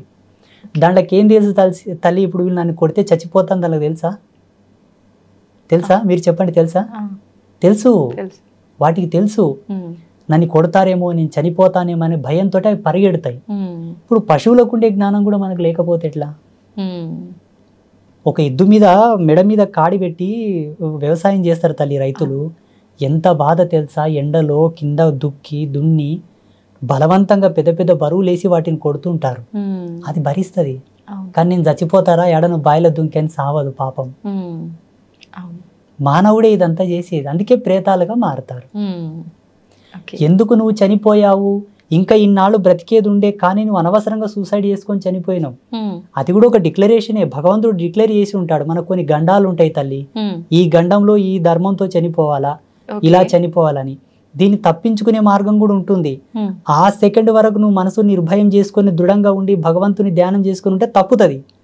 తప్పకపోయి దాంట్లోనే చనిపోయావు అనుకో, ఇంకా ఇన్నాళ్ళ లైఫ్ సర్వైవ్ అయ్యేది ఉండే కదా, ఆ టైం మొత్తం కంప్లీట్ అయ్యే వరకు నువ్వు ప్రేతంగా తిరగాని తిప్పుతాడు మొత్తం. కానీ ఆ యాతన చాలా ఘోరం. చనిపోకూడదు, శరీరంతోనే కష్టపడాలి. ఎందుకంటే మాతోనికి కొన్ని ఆత్మలు వచ్చి సంభాషిస్తూ ఉంటాయి. స్వామి మీ తపశక్తితో మాకు విమోచనం ఇవ్వండి, ఫలానా ప్రదేశం లోపల 300 సంవత్సరాలు బ్రతికిన ఒక మర్రి చెట్టు ఉంది, ఆ చెట్టు దగ్గర ఉన్న ఒక దివ్య శక్తిని నాకు అనుసంధానం చేసి నాకు విమోచనం ఇయ్యి. ఒక చేత ఒక గోశాలలో 5 పొదుగులున్న గోవు ఉంది, ఆ గోవు యొక్క తోక దగ్గరికి నన్ను పంపించి దాని తోకను విదిలింపజేసిన ఆత్మని స్వర్గానికి పంపించని నాతో చాలా మంది మాట్లాడారు. అంటే అలా ఏ రకంగా విముక్తి పొందాలో కూడా ఆత్మకి తెలిసిపోతుందా గురువుగారు? దేహాన్ని ఆత్మ వీడిన తర్వాత అతీతమైన శక్తులు ఆవరిస్తాయి. మీరు అలా విముక్తి కలిగించిన ఆత్మలు ఏమైనా ఉన్నాయా గురువు? కలిగించాం కొంతమందికి. ఇప్పుడు మన పీఠంలో గోపూజలు చేయిస్తుంటానమ్మా చాలా మందికి. కష్టాలు వచ్చాయి, ఇబ్బందులు వచ్చాయి, వ్యాపారంలో కలిసి రావట్లేదు, అప్పులు ఎక్కువైనాయి అంటే పీఠానికి వచ్చి గోపూజ చేయండి, గోదానం చేయండి, గోవుని దత్తత తీసుకోండి అని చెప్తుంటాను. ఆ గోవుకు చేసేటటువంటి ఉత్తర క్రియల్లో ఉండేటటువంటి మార్మికతని ఇది. వాళ్ళ పితృదేవతలు ఘోషిస్తూ ఉంటారు, మాకు కనిపిస్తావన్నీ. నేను చెప్తుంటాను ఇలా చేయండి నాయన అని. ఆ గోవు యొక్క తోకకు వాళ్ళ పేర్లు గోత్రనామాలు రాసి కట్టిస్తాను. గోవు తోక విదిలించేసరికి వాడు సరాసరి వెళ్ళిపోతారు. చాలా మందికి చేశాను నేను, లెక్కనే లేదు అసలు. మా యూట్యూబ్లో చాలా మంది వీడియోస్ అవే ఉంటాయి గో పూజ చేసేవి. కొందరు గంగానది దగ్గరికి వెళ్ళి అక్కడ కొన్ని పూజలు చేసి పంపించాను. కొందరిని మానస సరోవరంకి పంపించాను, కొందరిని రామేశ్వరంకి పంపించాను, కొందరిని హంసల దీవికి పంపించాను. ఎవరి పాపకర్మను బట్టి ఎవరి ధర్మాన్ని బట్టి వాళ్ళకి ఆ ప్లేస్ నిర్ణయించబడుతుంది. ఓకే, అంటే అది మీకు అంటే భగవంతుడు ఏమైనా ఆజ్ఞిస్తాడా గురువుగారు, ఎవరెవరి కర్మల్ని బట్టి ఏ ప్లేస్కి పంపించాలి, ఏంటి, ఏ రకంగా చేయాలి అని? అనుభవస్తుడైన వైద్యుడు మనిషిని చూడగానే రోగం యొక్క సిమ్టమ్స్ చెప్తాడు. అవును. కండ్ల కింద బ్లాక్ డార్క్ సర్కిల్స్ వస్తే, ముఖంలో ఫేస్ రీడింగ్ అంతా చేంజ్ ఉంటే నాడి పట్టుకొని చెప్తాడు. లేదు స్టెథోస్కోప్ పెట్టి పల్స్ రేట్ని కానీ హార్ట్ బీట్ని బట్టి చెప్తారు. ఇంకా కొంత తెలుసుకోవాలి, అంతకు అర్థం కాలేదంటే టెస్టులు చేస్తారు. బ్లడ్ శాంపిల్, యూరిన్ శాంపిల్ తీసుకొని మేము కొన్ని ప్రక్రియల ద్వారా చూస్తాం. కొందరిని చూడగానే తెలిసిపోతుంది, కొందరిని రేఖాగణితం చూసి చెప్తాము, కొందరి జాతక విశ్లేషణ చేసి చెప్తాము. ఇవేవి కాలేదంటే అమ్మవారి చెంతన ధ్యానంలో కూర్చొని పలానా వ్యక్తి పలానా గోత్రజుడు అంటే మొత్తం దర్శనం వస్తుంది. అప్పుడు చెప్తాం, ఈ వారం వచ్చావు, ఈ వారం వచ్చాం, వచ్చే వారం రానాయన నీకు అంతా చెప్తానంటాను. ఆయన గోత్రనామాలు తీసుకొని వచ్చే వారం ఆయనకు మొత్తం చెప్తాను, నేను ఇట్లుంది ఇలా చేసుకోపో అని చెప్తాను. మా పీఠంలో ఎవరి కానీ మేము డేట్ ఆఫ్ బర్త్ కానీ రాశి కానీ నక్షత్రం కానీ అడగం, ఓన్లీ గోత్రం పేరు. మీరు ఎవరినైనా కనుక్కోండి, శ్రీపీఠానికి అంబాత్రయ క్షేత్రానికి ఎవరు వచ్చినా నీ పేరేంటి, నీ గోత్రం ఏంటి, ఈ నక్షత్రాలు రాసులు ఈ డేట్ ఆఫ్ బర్త్ నేను అడగను. ఇదంతా ఒక బిజినెస్, బట్ ఆ సిద్ధాంతం అది కాదు. మేము జ్యోతిష్యం బాగా నమ్ముతాం. జ్యోతిష్యం ఎందుకు వచ్చింది, జ్యోతిష్యం మీద ఉండే విలువలు ఏంటనే పరిపూర్ణమైన సమగ్ర వివరణ మాతో ఉన్నది. కానీ మేము జ్యోతిష్యాన్ని వ్యక్తుల జీవితంతో ముడిపెట్టాము, పాపం తగులుతుంది. కానీ చాలా మంది పండితులు చెప్తుంటారు పుట్టిన సమయము, ప్లేసు, నక్షత్రము ఇవన్నీ ఉంటేనే కరెక్ట్గా మన జాతకం అనేది చెప్పబడుతుంది అని. ఇంతకుముందు మీరే చెప్పారు, అన్ని చూసుకున్నాక కూడా ఎందుకు కష్టాలు వస్తున్నాయి గురూజీ అని. చూడమ్మ, జీవన విధానం బహు విధములైనటువంటి పరివర్తనంతో ఉండేటటువంటి విధానం అది. జీవించే జీవుడు ఎంత ధర్మంతో ఉన్నాడో దాని ధర్మాన్ని బట్టి మనకు పంచాంగం యొక్క రిఫ్లెక్షన్ ఉంటుంది. కాకపోతే జీవించే జీవన విధానం వేరు ఉంటుంది. మళ్ళీ పంచాంగం దగ్గరికి ఎట్టి వచ్చి మొరపెట్టుకోవడం అది ధర్మం కాదు. ఎందుకంటే ఇప్పుడు ఒక స్మార్ట్ ఫోన్ ఉంది, అది 5G నెట్వర్క్ సపోర్ట్ చేస్తేనే మనం 5G సిమ్ వేసుకోవాలి. దాంట్లో అది సపోర్ట్ చేయనప్పుడు మనము ఆ సిమ్ వేసుకున్న లాభం లేదు, ఆ బ్యాలెన్స్ వేసుకున్న లాభం లేదు. అంతే కదా. ఇప్పుడు పంచాంగం అనే గణచక్రం మనకు సపోర్ట్ చేయాలన్నా మనకు అంత ధర్మ పరాయణులమై జీవించాలి. అప్పుడే కదా దాని యొక్క మెలకులు మన మీద ప్రభావం చూపిస్తాయి. నీ వరకు నువ్వు బ్రతికి తర్వాత మళ్ళీ నాకు పంచాంగం చెప్పు, నాకు ముహూర్తం చెప్పు, నాకు బలం చెప్పు అంటే అది ధర్మం కాదు. కొందరు భక్తులు దేవతలకి పండగలు అలా పూజలు చేసినప్పుడు బలులు ఇస్తుంటారు. నిజంగా అలా బలులు ఇవ్వటం కరెక్టే అంటారా? ఈ బలులు ఇచ్చే ఆచారం ఉందంటారా నిజంగా? సత్య సనాతన ధర్మం యొక్క సాక్షిగా, వేదాంత ధర్మం యొక్క సాక్షిగా లేదు. బలి అనేది సనాతన ధర్మంలో లేదు. ఇది కొంత మధ్యకాలం లోపల అప్పట్లో అకాలమైనటువంటి కరువు వచ్చింది. మనుషులకు తినడానికి తిండి లేదు. ఇప్పుడంటే డ్రిల్ చేసి బోర్లు వేసి నీళ్లు పైకి తీస్తున్నారు. సకాలంలో మనకు నీళ్లున్నాయి, 2 కాలాలు 2 సార్లు పంటలు వేసుకొని ధాన్యం పండిస్తున్నారు. అప్పుడు బావులు ఎండుకపోయినాయి, చెరువులు ఎండుకపోయినాయి, నదులు ఎండుకపోయినాయి, వర్షాలు పడలేదు. 72 సంవత్సరాలకు ఒకసారి అట్లా కరువు వస్తుందమ్మా, అది కాలం యొక్క ధర్మం. సో అలా వచ్చినప్పుడు ఏమైపోయిందంటే తినడానికి తిండి లేదు, చనిపోతున్నారు. ఎక్కడ వాళ్ళు అక్కడ ఆకలి కేకలతో చనిపోతున్నారు. ఎవరో ఒక పుణ్యస్త్రీయో ఒక పుణ్యపురుషుడు శరీరంలోకి భగవంతుడు ఆవహించి ఒక ఆజ్ఞ ఇచ్చాడు. గెట్టలు ఉన్న జీవులని చంపుకొని తినవచ్చు, నీకు నీవుగా సెల్ఫ్గా చంపొద్దు, నీకు పాతుకం తగులుతుంది. కానా దాన్ని తెచ్చి నా ముందల జటకా ఇచ్చి దాని గొంతు నా ముందల కోసి పక్కకు తీసుకెళ్లి తిను. కొంతకాలమే, కొన్నాళ్ళకు వర్షాలు పడతాయి, మళ్ళీ పుష్కలంగా నీళ్లు నిండుతాయి. యథాతథంగా వ్యవసాయం చేసుకొని కాసిన పండ్లను, కాయలను, దుంపలను, ధాన్యపు రాసులను పండించుకొని తిను, వీటిని పక్కకు పెట్టని చెప్పారు. అలా జరిగింది, అక్కడి నుంచి మొదలైంది ఇది. అలా కొనసాగినటువంటి ఈ ఆచారము, దేవుళ్ళ ముందల జటకా చూపించి కోసుకొని తినే ఆచారము పోను పోను మానవుడికి రుచిగా మారి కంటిన్యూ చేశారు దాన్ని. ఓకే. ఒక 3 generations వెళ్ళిన తర్వాత ఏం మొదలు పెట్టారంటే మా తాతలు ఇలాగే చేశారండి, మా తాతలు ఇట్లే కోసుకొని తిన్నారు, అమ్మవారికి ఇట్లే కోయమన్నారు, ఇంకోస్తున్నారు, ఇది మా వంశపారంపర్యంగా వస్తున్న ఆచారం. ఇప్పుడు బంద్ చేయండి నాయన, వద్దు అది తప్పన్నా, అయ్యో వీటిని మేము అమ్మవారికి బలి ఇవ్వకపోతే మళ్ళీ ఏమైనా అవుతుందేమో, అవునవును, మాకేమైనా కీడు జరుగుతుందో, అదొక అపోహ. వాస్తవం చెప్పాలంటే ఈ భూప్రపంచంలో 2 ధర్మాలు ఉన్నాయి తల్లి. ఒకటి సాధు జన్మ, ఒకటి క్రూర జన్మ. ఓకే. మనిషి క్రూర జన్మనా సాధు జన్మనా? క్రూరనే గురువుగారు. మనిషి క్రూరుడేనా? అయితే తినవచ్చు. అంటే మాంసాహారం జంతువుల్ని బలిచ్చి తీసుకొని తింటున్నారంటే క్రూరులు అన్నట్టే కదా గురు. ఇప్పుడు జంతువులు ఇప్పుడు ప్రతి మానవుడు నేను క్రూరుణ్ణి అని ఒప్పుకుంటే మాంసం తినొచ్చు తల్లి. లేదు నేను క్రూరుని కాను, నేను సాధువుని. సాధువుని అంటే మాలాగా కాదు, సాధుత్వం అంటే అర్థం ఏంటంటే ఎవరిని హింసించక, ఎవరిని బాధ పెట్టక, ఎవరి జోలికి వెళ్లకుండా తనకు తానుగా ధర్మంగా బ్రతికే ప్రతి జీవిని సాధువుతో పోల్చవచ్చు. ఇప్పుడు సోకాళ్ళు సాధువు అంటే మమ్మల్ని అనుకుంటుంటారు. నో, సాధుత్వం అనేది అది కానే కాదు. క్రూరత్వం సాధుత్వం రెండే. క్రూరత్వం ఏంటంటే ఇప్పుడు సింహం ఉంది తల్లి, తన ఆకలే ప్రధానం. అది జింక పిల్లనా, జింకనా, కుంటిదా, గుడ్డిదా, దానికి సంబంధం లేదు. అది నిద్రపోతుందా, పడుకున్నదా, ఏం చేస్తుందా సంబంధం లేదు. వెళ్ళడం, చంపుకోవడం, తినడం, పడుకోవడం, ఇది క్రూర జన్మలకు ఉండేటటువంటి విలువలు. ఇప్పుడు ప్రస్తుత సమాజంలో తన కడుపు కోసం, తన ఫ్యామిలీని మంచిగా సుఖ సంతోషాలతో చూసుకోవడం కొరకు అందరినీ చంపుతాం, పొడుస్తాం, అన్ని ఆకృత్యాలు చేసి మళ్ళీ నా ఇంటికి వస్తామంటే క్రూర జన్మలే. అంతే కదా. ఇప్పుడు మనిషి జన్మకు ఒక ధర్మం ఉంది తల్లి. ఎన్నాళ్ళు బ్రతికినా చలిచీమకైనను అపాయం తలపెట్టకుండా బ్రతుకు, అప్పుడు ఉత్తముడవై బాసిల్లేదవుగా కానీ మనకు శాస్త్రాలు చెబుతా ఉన్నాయి. అట్లాంటప్పుడు సమాజంలో వ్యాపార ధోరణిలో కొందరిని మోసం చేయాల్సి వస్తుంది కదా స్వామీజీ అనుకోవచ్చు. వ్యాపారంలో ఒక 10 రూపాయల ప్రోడక్ట్ని 15 రూపాయలకు అమ్మాలి, అప్పుడే లాభాలు వస్తాయి, వ్యాపారం ఇంకొంత విస్తరణ జరుగుతుంది, 10 మందికి ఉపాధి ఇస్తాం, మీరు కూడా కొంత సుఖ సంతోషాలతో జీవిస్తారు. ఆడ కౌంటర్ మీద కూర్చున్నందుకు వాళ్ళకు కూడా 10 రూపాయల కూలి వస్తుంది. దీనికి ధర్మం ఎప్పుడు నిషిద్ధం చెప్పలే, అది జీవన భృతి. మేకను కోయడం, గొర్రెను కోయడం, కోడిని కోయడం, ఎద్దును కోయడం కాడ వచ్చింది పంచాయతీ. రెండవది ఈ వైన్స్ ఉన్నాయి కదా, మా మందు అమ్మే షాప్స్ ఉన్నాయి కదా, ఈడ వచ్చింది పంచాయతీ. మూడవది ఆడపిల్లల మీద అఘాయిత్యాలు చేస్తారు కదమ్మా, ఇది ఒక పెద్ద పంచాయతీ.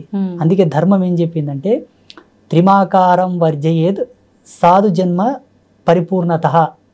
3 మద్యము, మాంసము, మగువ, ఈ త్రిమకారాలను గనక వదిలివేస్తే జీవుడు తరించుట తథ్యము.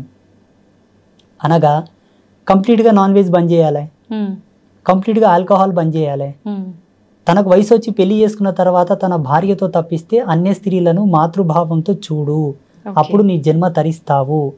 అలా పాటించిన ఆ ధర్మం చేత నువ్వు పిల్లల్ని కంటే వాళ్ళు పుణ్యాత్ములై పుడతారు, వాళ్ళకు రోగాలు రావు, వాళ్ళకి ఏ గండాలు గణింత్రాలు రావు, వాళ్ళు పుణ్యాత్ములై పుడతారు. ఇప్పుడు ఎంతమంది చేస్తున్నారు, ఎంతమంది పుడుతున్నారో మీరు ఆలోచించాలి. ఇంకా ఇది ఇప్పుడు కాదు, శాస్త్ర వాంగ్మూలం ఏర్పడ్డప్పటి నుంచే ఉంది మనకు, కొన్ని లక్షల సంవత్సరాల క్రితమే. అప్పుడున్న శాస్త్రం ఎవరు పాటిస్తున్నారు, ఇప్పుడు ఎందుకు ఇంత కర్మాత్ములై పుడుతున్నారు? మరి సబ్జెక్ట్ ఈజ్ అవాయిడ్ కంప్లీట్లా. అంటే సత్యాన్ని పక్కన పెట్టారు, అవాస్తవం తెచ్చి ముందల పెట్టారు ఇప్పుడు మార్కెట్లో.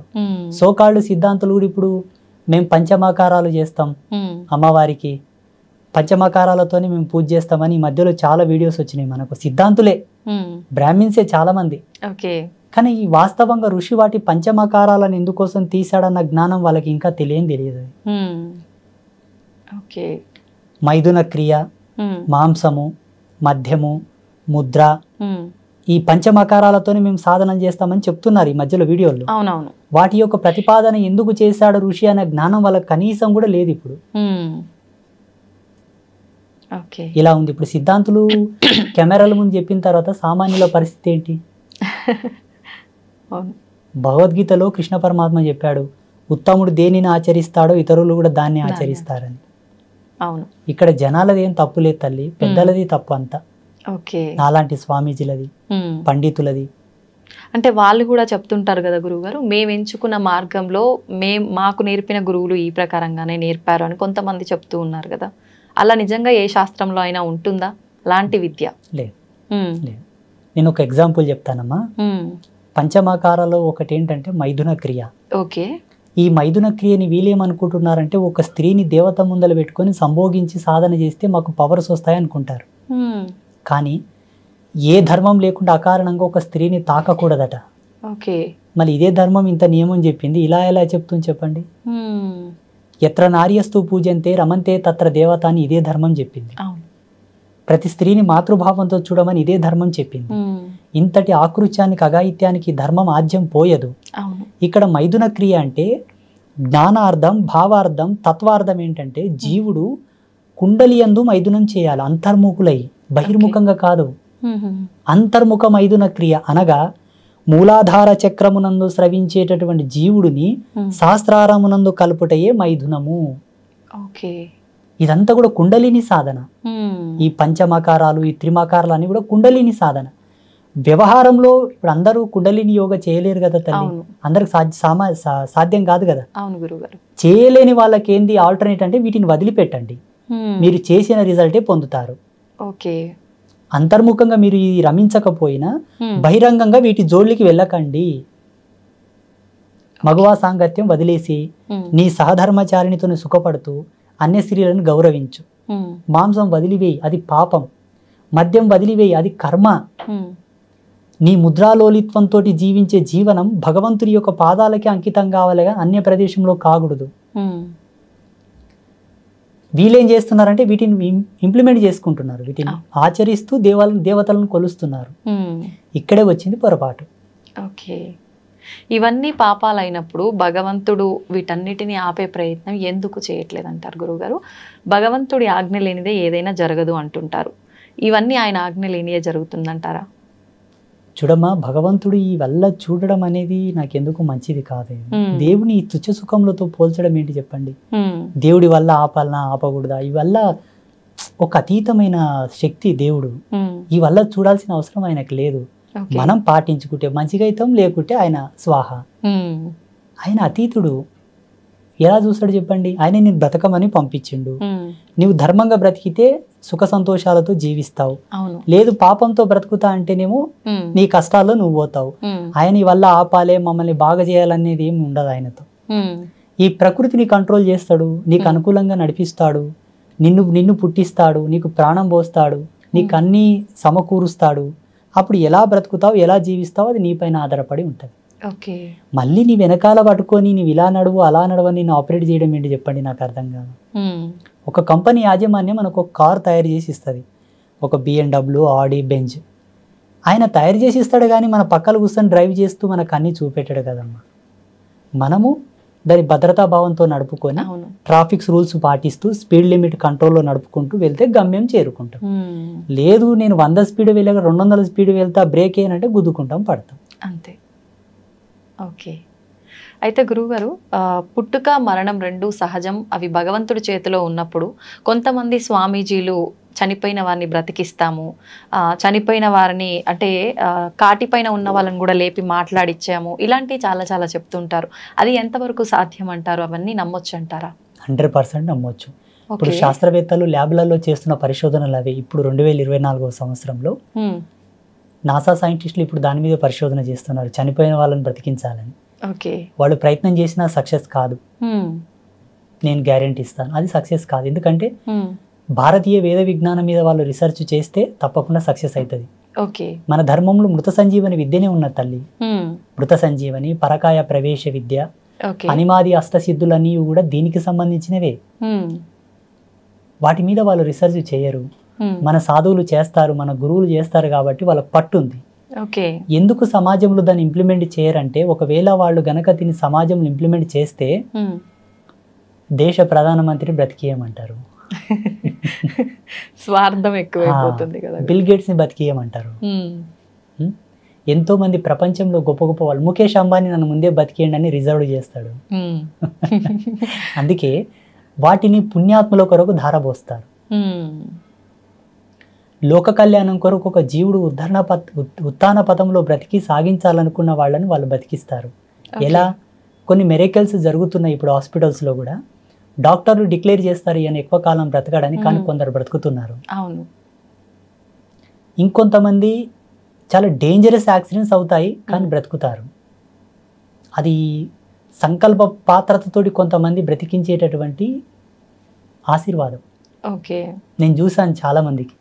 మొన్న ఒక ఆయన వచ్చాడు నెల కింద కాకినాడ నుంచి, ఏవయ్యా నీకు యాక్సిడెంట్ జరిగిందా అంటే, అవును గురూజీ చాలా డేంజర్, నా కారు మొత్తం తునాతునకలు అయిపోయింది, నాకు మాత్రం ఏం కాలేదన్నాడు.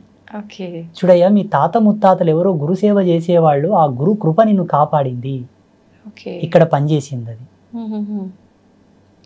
పుణ్యం తల్లి, ఎంతకైనా పుణ్యమే కావాలా. పుణ్యం ఉంటేనే పురుషార్థం, పురుషార్థం ఉంటేనే జీవితం. ఓకే, అయితే గురుగారు ఇలా అంటే చనిపోయిన వాళ్ళని బ్రతికించడం అనేది సృష్టికి విరుద్ధం కాదంటారా? విరుద్ధమే, అందుకే చేయట్లేదు స్వామీజీలు.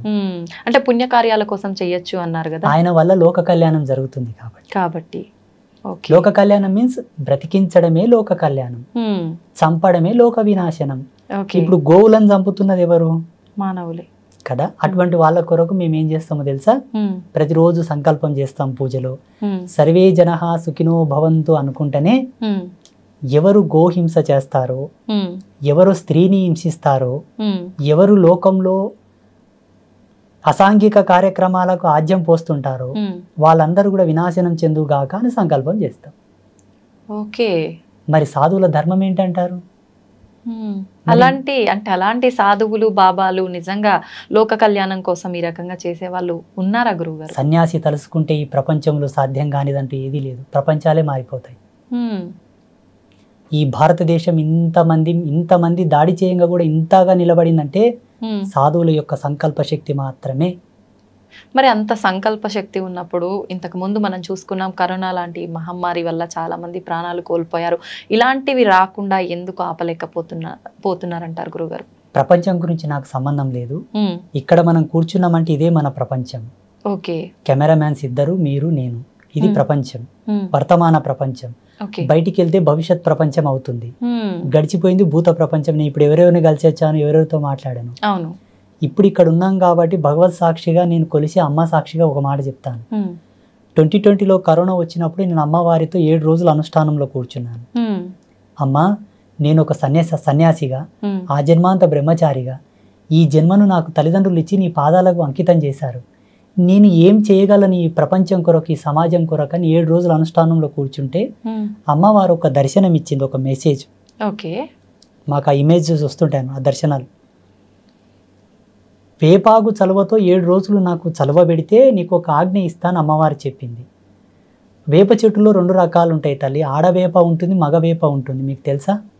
లేదు గురువు. వేప చెట్టు తెలుసు, ఆడవేప మగవేప 2 ఉంటాయి. ఓకే, నేను స్త్రీ దేవతను కానా, వేపాకు తీసుకొచ్చి నాకు వేపాకు చలవబెట్టు, అది కూడా పెళ్లిగాని అబ్బాయి, బ్రహ్మచారిగా ఉండే ఒక అబ్బాయి చేత వేపాకు తెచ్చి నాకు చలవ పెట్టించు, చలిమిడి నైవేద్యం పెట్టించు, 7 రోజుల తర్వాత నీకు ఆజ్ఞ ఇస్తా అన్నది అమ్మ. 7 రోజులు చేశాము.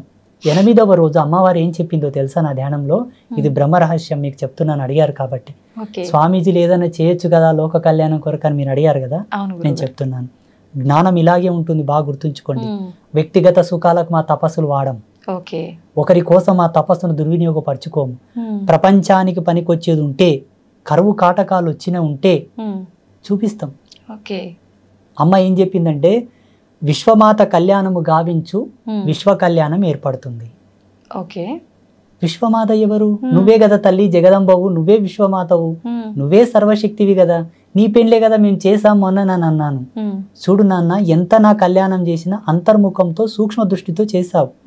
ఒక విగ్రహానికి నేను సూక్ష్మంలో ఉంటాను, శరీరంతో కదిలే దేవతనైతే కాను కదా.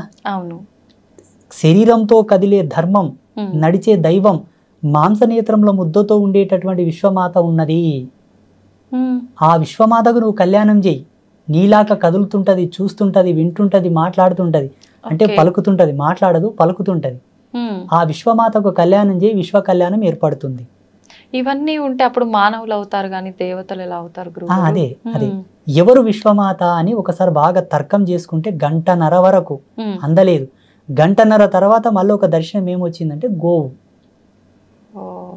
విశ్వమాత అంటే గోవు. గోవుకు కళ్యాణం చేస్తే ఆ కళ్యాణం గడిచిన ఉత్తర క్షణమే అంతా ఆంక్షలు పోతాయి, అందరూ కలిసిమెలిసి తిరుగుతారు, కోవిడ్ అనేది వెళ్ళిపోతుందని ఒక దర్శనం వచ్చింది. నా తపస్సు, నా అనుష్ఠాన సత్యం చెప్తున్నాను చూడండి, మీరు అడిగారు కాబట్టి. ఇంతవరకు ఎక్కడ రివీల్ చేయలే. ఫస్ట్ టైం మీ మీడియాలో చెప్తున్నాను నేను. 2021 సంవత్సరంలో ఆచార్యుల దగ్గరికి వెళ్ళాను. అయ్యా నాకు ఒక దర్శనం వచ్చింది, ఉడతా భక్తి, నేనేం పెద్ద ఉద్ధరణ చేసేవాడిని కాను, ఈ కోవిడ్ ఆంక్షలు పోయి అందరూ సుఖ సంతోషాలతో ఉండాలని నాకు ఒక దర్శనం వచ్చింది నా తపస్సులో. గోవుకు కళ్యాణం చేసి ఆ పుణ్యశక్తిని లోక కళ్యాణానికి ధారబోయాలనుకుంటున్నాను. నేనే కర్తను. నా గోశాలలో ఉండే గోవును ఒక కోడెను రెడీ చేశాను. వాళ్ళ పేర్లు ఇవి, గణేషు, నందిని. వీళ్ళ పేరు మీద లగ్న ముహూర్తం పెట్టానని ముహూర్తం తీసుకొని పత్రికలు కొట్టించి పెద్ద పెద్ద వాళ్ళకందరూ పత్రికలు వించి ఎంతో మంది పీఠాధిపతులను పిలిపించి 7 అంతరాల పందిరి వేసి కన్యగా ఉన్న గోమాత, మళ్ళా కోడెలు వారిన తర్వాత గోవు కళ్యాణానికి పనికిరాదు. కన్యగా ఉన్న గోమాత సంవత్సరం దాటిన గోమాత, సమకాలికమైన కోడే. వాటికి మన సనాతన ధర్మంలో చెప్పిన పద్ధతి ప్రకారంగానే కళ్యాణ తంతు చేయించి ఆ పందిరిలోనే సంకల్పం చేశాం పాలభాసలు ఆచార్యుల ముందల్ని. 2021 సంవత్సరంలో నేను ఒక సన్యాస ధర్మంలో ఉండి అంబాత్రయ క్షేత్రములు వెలిసిన ముగ్గురమ్మల సాక్షిగా నేను ఈ గో కళ్యాణం చేయుచున్నాను. వచ్చే సంవత్సరం వరకు కోవిడ్ ఆంక్షలు పోయి అంతా సస్యశ్యామలంగా జరగాలని సంకల్పం చేస్తే 2022 సంవత్సరం వరకు అన్నీ పోయాయి. 22లో చేశాము, 23లో చేశాము. ఈ 24వ సంవత్సరంలో రేపు వచ్చే 21వ తారీఖు రోజు కూడా మన పీఠంలో గో కళ్యాణం ఉంటుంది. అంటే అలా ప్రతి సంవత్సరం చేయాలా గురుగారు? అమ్మ ఆజ్ఞ. మీరు అడిగారు కదా లోక కళ్యాణం కొరకు ఏదన్నా చేయాలని, అది ఏ గో కళ్యాణం. విశ్వమాత కళ్యాణము విశ్వ కళ్యాణ నాంది. 33 కోట్ల దేవతలు గోవులో వసించి ఉంటారు తల్లి. ఒకే కాలంలో ఒకే ముహూర్తంలో ఒకే పందిరి కింద 33 కోట్ల దేవతలకు పెళ్లి చేసినట్టు లెక్క. హిందూయిజంలో ఉండే ఆల్ గాడ్స్ యొక్క పెళ్లి ఒకే తను చూడాలనుకుంటే గో కళ్యాణం చూడాల. అది కూడా వైదిక ధర్మం పద్ధతిగా. కొన్ని దేవాలయాల్లో గో కళ్యాణం చేశారు, ముసలి ఆవులకు పెళ్లి చేసిండ్రు తల్లి. గో ఒక్కసారి సూడిద తప్పి ప్రసవించిందంటే పెళ్లి చేయరాదు, పాపం తగులుతుంది. అది ధర్మం కాదది. అప్పుడు వశిష్ఠుడు చేశాడు, గౌతముడు చేశాడు, జమదగ్ని ఋషి చేశారు అప్పట్లో ఋషుల కాలంలో. ఈ కాలంలో అంబాత్రయ క్షేత్రంలో నాచి ఆ జగదంబ చేయించింది, నా అదృష్టం. అయితే గురువుగారు, కొన్ని కోట్ల దేవతలు కొలువై ఉన్న ఆ గోమాతకి ఇంత ప్రాధాన్యత ఉంది. నిజంగా ఆ ప్రాధాన్యత ఇప్పుడు ప్రస్తుత రోజుల్లో గోవుకి దక్కాల్సిన ప్రాధాన్యత దక్కుతుందంటారా? దక్కట్లేదు. నేను అదే చెప్పాను. అమ్మను హింసించిన, గోవుని హింసించిన, నేలను కలుషితం చేసిన, గాలిని కలుషితం చేసిన, గంగా నదిని కలుషితం చేసిన, గురువులని అవహేళన చేసిన ఈ జన్మలో ప్రాయశ్చిత్తం లేని పాపాలు తగులుతాయి. ఇప్పుడు గోవులను చంపుకొని తినేవాళ్ళు, గోవులను హింసించే వాళ్ళందరూ కూడా ఇప్పుడు మనకు రోడ్ల మీద అంగవైకల్యంతో కనిపిస్తారు కదమ్మా, మెంటల్ హాస్పిటల్లో కొన్ని ప్రదేశాల్లో ఉంటారు కదా. ఏ జన్మలో అటువంటి పాపాలు చేశారు, ఈ జన్మలో అలా పుడుతున్నారు. భగవంతుడు మన ముందల్ని ఉదాహరణలు చూపిస్తున్నా మనము జాగ్రత్త పడతలేము. ఈ జన్మలో వాళ్ళు అలా పుట్టారంటే బలమైన కారణం ఉంటుంది తల్లి. అకారణంగా ఈ జగతి లోపల ఆకు కూడా రాలదు. అటువంటిది ఈ శరీరం ఎక్కడ, మనం పుట్టడం ఏమిటి, అలా పుట్టడం ఏమిటి. మీరు ఇంత చక్కగా ఇంత మంచిగా ఉన్నారంటే ఏ జన్మలో పుణ్యం చేసుకున్నారు? మీ పెద్దలు చేసిన పుణ్యమో మీ పుణ్యమో. అయితే గురువుగారు, పెద్దవాళ్ళు అనేసరికి నాకు ఒకటి గుర్తొచ్చింది. పెద్దవాళ్ళు చెప్తుంటారు, ఎన్ని పాపాలు చేసినా సరే ఏదో ఒక పుణ్యం కనుక మనం గట్టిగా చేసుకుంటే గనక అన్నీ తొలగిపోతాయని. నిజమే అంటారా? 100%. ఆ పుణ్యం ఏంటో చెప్తాను. జన్మనిచ్చిన తల్లిదండ్రులను చేసుకున్న పుణ్యం 3 తరాల వరకు వస్తుంది, 3 generations వరకు వస్తుంది. చాలా పవర్ఫుల్. తల్లికి తండ్రికి ఇద్దరికి సేవ చేసి వాళ్ళు ఉన్ననాళ్ళు వాళ్ళు చనిపోయే వరకు నీ కడుపులో పుట్టిన పిల్లలు నువ్వు ఎంత ప్రేమగా చూస్తావో, నీకు జన్మనిచ్చిన వాళ్ళు కాబట్టి వాళ్ళని అంతే ప్రేమతో చూడగలిగి వాళ్ళకి ఏ కష్టం రాకుండా ఏ ఇబ్బంది రాకుండా వాళ్ళని చూసుకుంటే ఆ పుణ్యం ఎంత గండంలోనే నిన్ను కాపాడుతుంది. రణంలో పోయినా నీ అరికాలకు ముళ్ళు నాటనట్లా బయటకు వస్తావు. మా పెద్ద మనుషులు అంటారు మోటుగా వల్ల. మీకు ఇలాగే చెప్పాలి అంటే ప్రేక్షకులకు ఇలా చెప్పాలి కాబట్టి. గోవుని పూజించినా, గోవుని పోషించినా, గోవుకు భోజనం పెట్టినా సేమ్ పుణ్యం వస్తుంది. గురువులను సేవించుకున్నా, గురువులను గౌరవించినా, గురువులను ఆదరించినా అదే పుణ్యం వస్తుంది. గురువులు అంటే అందరు గురువులు గారమ్మా. కర్మరహితుడు, సంసార రహితుడు, సంసార త్యాగం చేసిన వాడు, సంకల్ప త్యాగం అనర్చిన వాడు శ్రేష్టమైన గురువు. పరిపూర్ణమైన జ్ఞానానికి సంబంధించిన వాడై ఉండాలి. విశ్లేషణాత్మకంగా జీవితం ఉండాలి. సర్వధర్మముల యందు అనురక్తి కలిగి ఉండాలి. ఆయన శ్రేష్టమైన గురువు. కాషాయం కండువ భుజం మీద వేసుకున్న వాళ్ళంతా గురువులు గారు. ఓకే. ఇది కూడా మరి అంటే ఇప్పుడు దొంగ స్వామీజీలు చాలా మంది ఎక్కువైపోయారు కదా గురువు గారు, అలాంటి వాళ్ళని మనం ఎలా గుర్తించవచ్చు అంటారు? ఈ జన్మలో కాషాయం కప్పుకొని మోసం చేస్తున్న వాళ్ళంతా మరో జన్మలో ఎలా పుడతారంటే మతిహీనులై పుడతారు, పిచ్చి పిచ్చి చేష్ట చేసే వాళ్ళు పుడతారు. వాళ్ళకు శాపం అది. ఎందుకంటే కాషాయం జ్ఞానం, జ్ఞానంతో వ్యాపారం చేస్తున్నావు కాబట్టి మరు జన్మలో జ్ఞానం లేకుండా, తన మీద తనకు సోయి లేకుండా, ఈ జన్మలో భగవంతుని కేంద్రకంగా, భగవంతుని ఒక వ్యాపార కేంద్రకంగా పెట్టుకొని దేవుని ముందల పెట్టి నువ్వు డబ్బులు సంపాదిస్తున్నావంటే మరి జన్మలో తినడానికే తిండి లేనటువంటి దేహి అనాల్సిన జన్మలు పుట్టాల్సి వస్తుంది. భగవంతుడు వ్యాపారం కాదు తల్లి. అసలు భగవంతుని మీద మనం అసలు భగవంతుని మీద వ్యాపారమే కరెక్ట్ కాదు. అది శాస్త్ర సిద్ధాంతాలను అమ్ముకోకూడదు, పంచాంగాన్ని అమ్ముకోకూడదు, మంత్రాలను అమ్ముకోకూడదు. ఇవన్నీ కూడా పరమ పవిత్రమైనటువంటి మంగళకారకములు ఇవన్నీ. వీటి మీద వ్యాపారాలు ఏంటి చెప్పండి, నాకు అర్థం కాదు. వీటి మీద వ్యాపారం చేస్తే ఎన్ని జన్మలకైనా ఉసురు పోదు. నీవు ఒక ముహూర్తం పెట్టించావు తల్లి, ఆయన పరవశించి నీకేమన్నా పెట్టిపోతే ఆయన ఇష్టం, డిమాండ్ చేయకూడదు. నువ్వు ఒక మంత్రం ఇచ్చావు, ఆ మంత్రం కొన్నాళ్ళు ఆయన సాధన చేసిన తర్వాత మంచిగా అయ్యొచ్చిండు, గురువు గారు మీరు ఇచ్చిన మంత్రం వల్ల నాకు మంచి జరిగింది, గురుదక్షిణగా మీకేమన్నా ఇచ్చుకుంటానని ఆయన ఇస్తే స్వీకరించు, తృప్తిపడు. డిమాండింగ్ వద్దు, ఆర్డర్ వద్దు. ఈ మంత్రానికి ఇంత ఫీజు, నేను పంచాంగం ఇప్పాలే, తెరవాలే, ముయ్యాలంటే ఇంత ఫీజు పెట్టాలి, ముందే అపాయింట్మెంట్ తీసుకోవాలి. ఇవన్నీ ఏంటంటే వాళ్ళు కోరి కోరి పాపం చేసుకుంటున్నారు. ఇవి ఎక్కడ ధర్మంలో లేవు. అప్పట్లో ద్రోణాచార్యులంతరి వారే కురు సామ్రాజ్యం దగ్గరికి వెళ్ళి దేహి అనాల్సి వచ్చింది. ఆయనకు రాని విద్యలు లేవమ్మా, ఆయనకు రాని విద్యలు లేవు, ఆయనకు తెలియని మర్మం లేదు. కానీ ఒక రాజ్య సంస్థానానికి వెళ్ళి నాకేమని ఇప్పించండి అయ్యా అని అడిగాడు. చాలా మంది ఋషులు అడిగారు అట్లా. ఎందుకంటే వాళ్ళకి చిటికేస్తే లక్ష్మి రాలేటటువంటి శక్తి సంపన్నులు వాళ్ళు. కానీ విద్యల చేత లక్ష్మిని అనుగ్రహింపమని కోరలే, మంత్రాలను వాడలే, విద్యను వాడలే, తపస్సును వాడలే, యాచించుకొని బ్రతికారు తప్పిస్తే మంత్రతంత్రాలతో వాళ్ళు వృత్తి సాగించలేదు. నేను దాన్ని బాగా నమ్ముతా. వేరే స్వామీజీలు, జ్యోతిషులు, సిద్ధాంతులు ఏంటో నాకు సంబంధం లేదు. కానీ నా కాషాయాన్ని, నా ధర్మాన్ని, నా మంత్రాన్ని నేను ఇప్పుడు డబ్బులకు వాడను. అంటే మీరు ఇప్పటి వరకు డబ్బు తీసుకొని చెప్పలేదా గురుగారు? అతోస్మి. నాకు ఆ మాట అంటేనే కంపరం వచ్చేస్తుంది.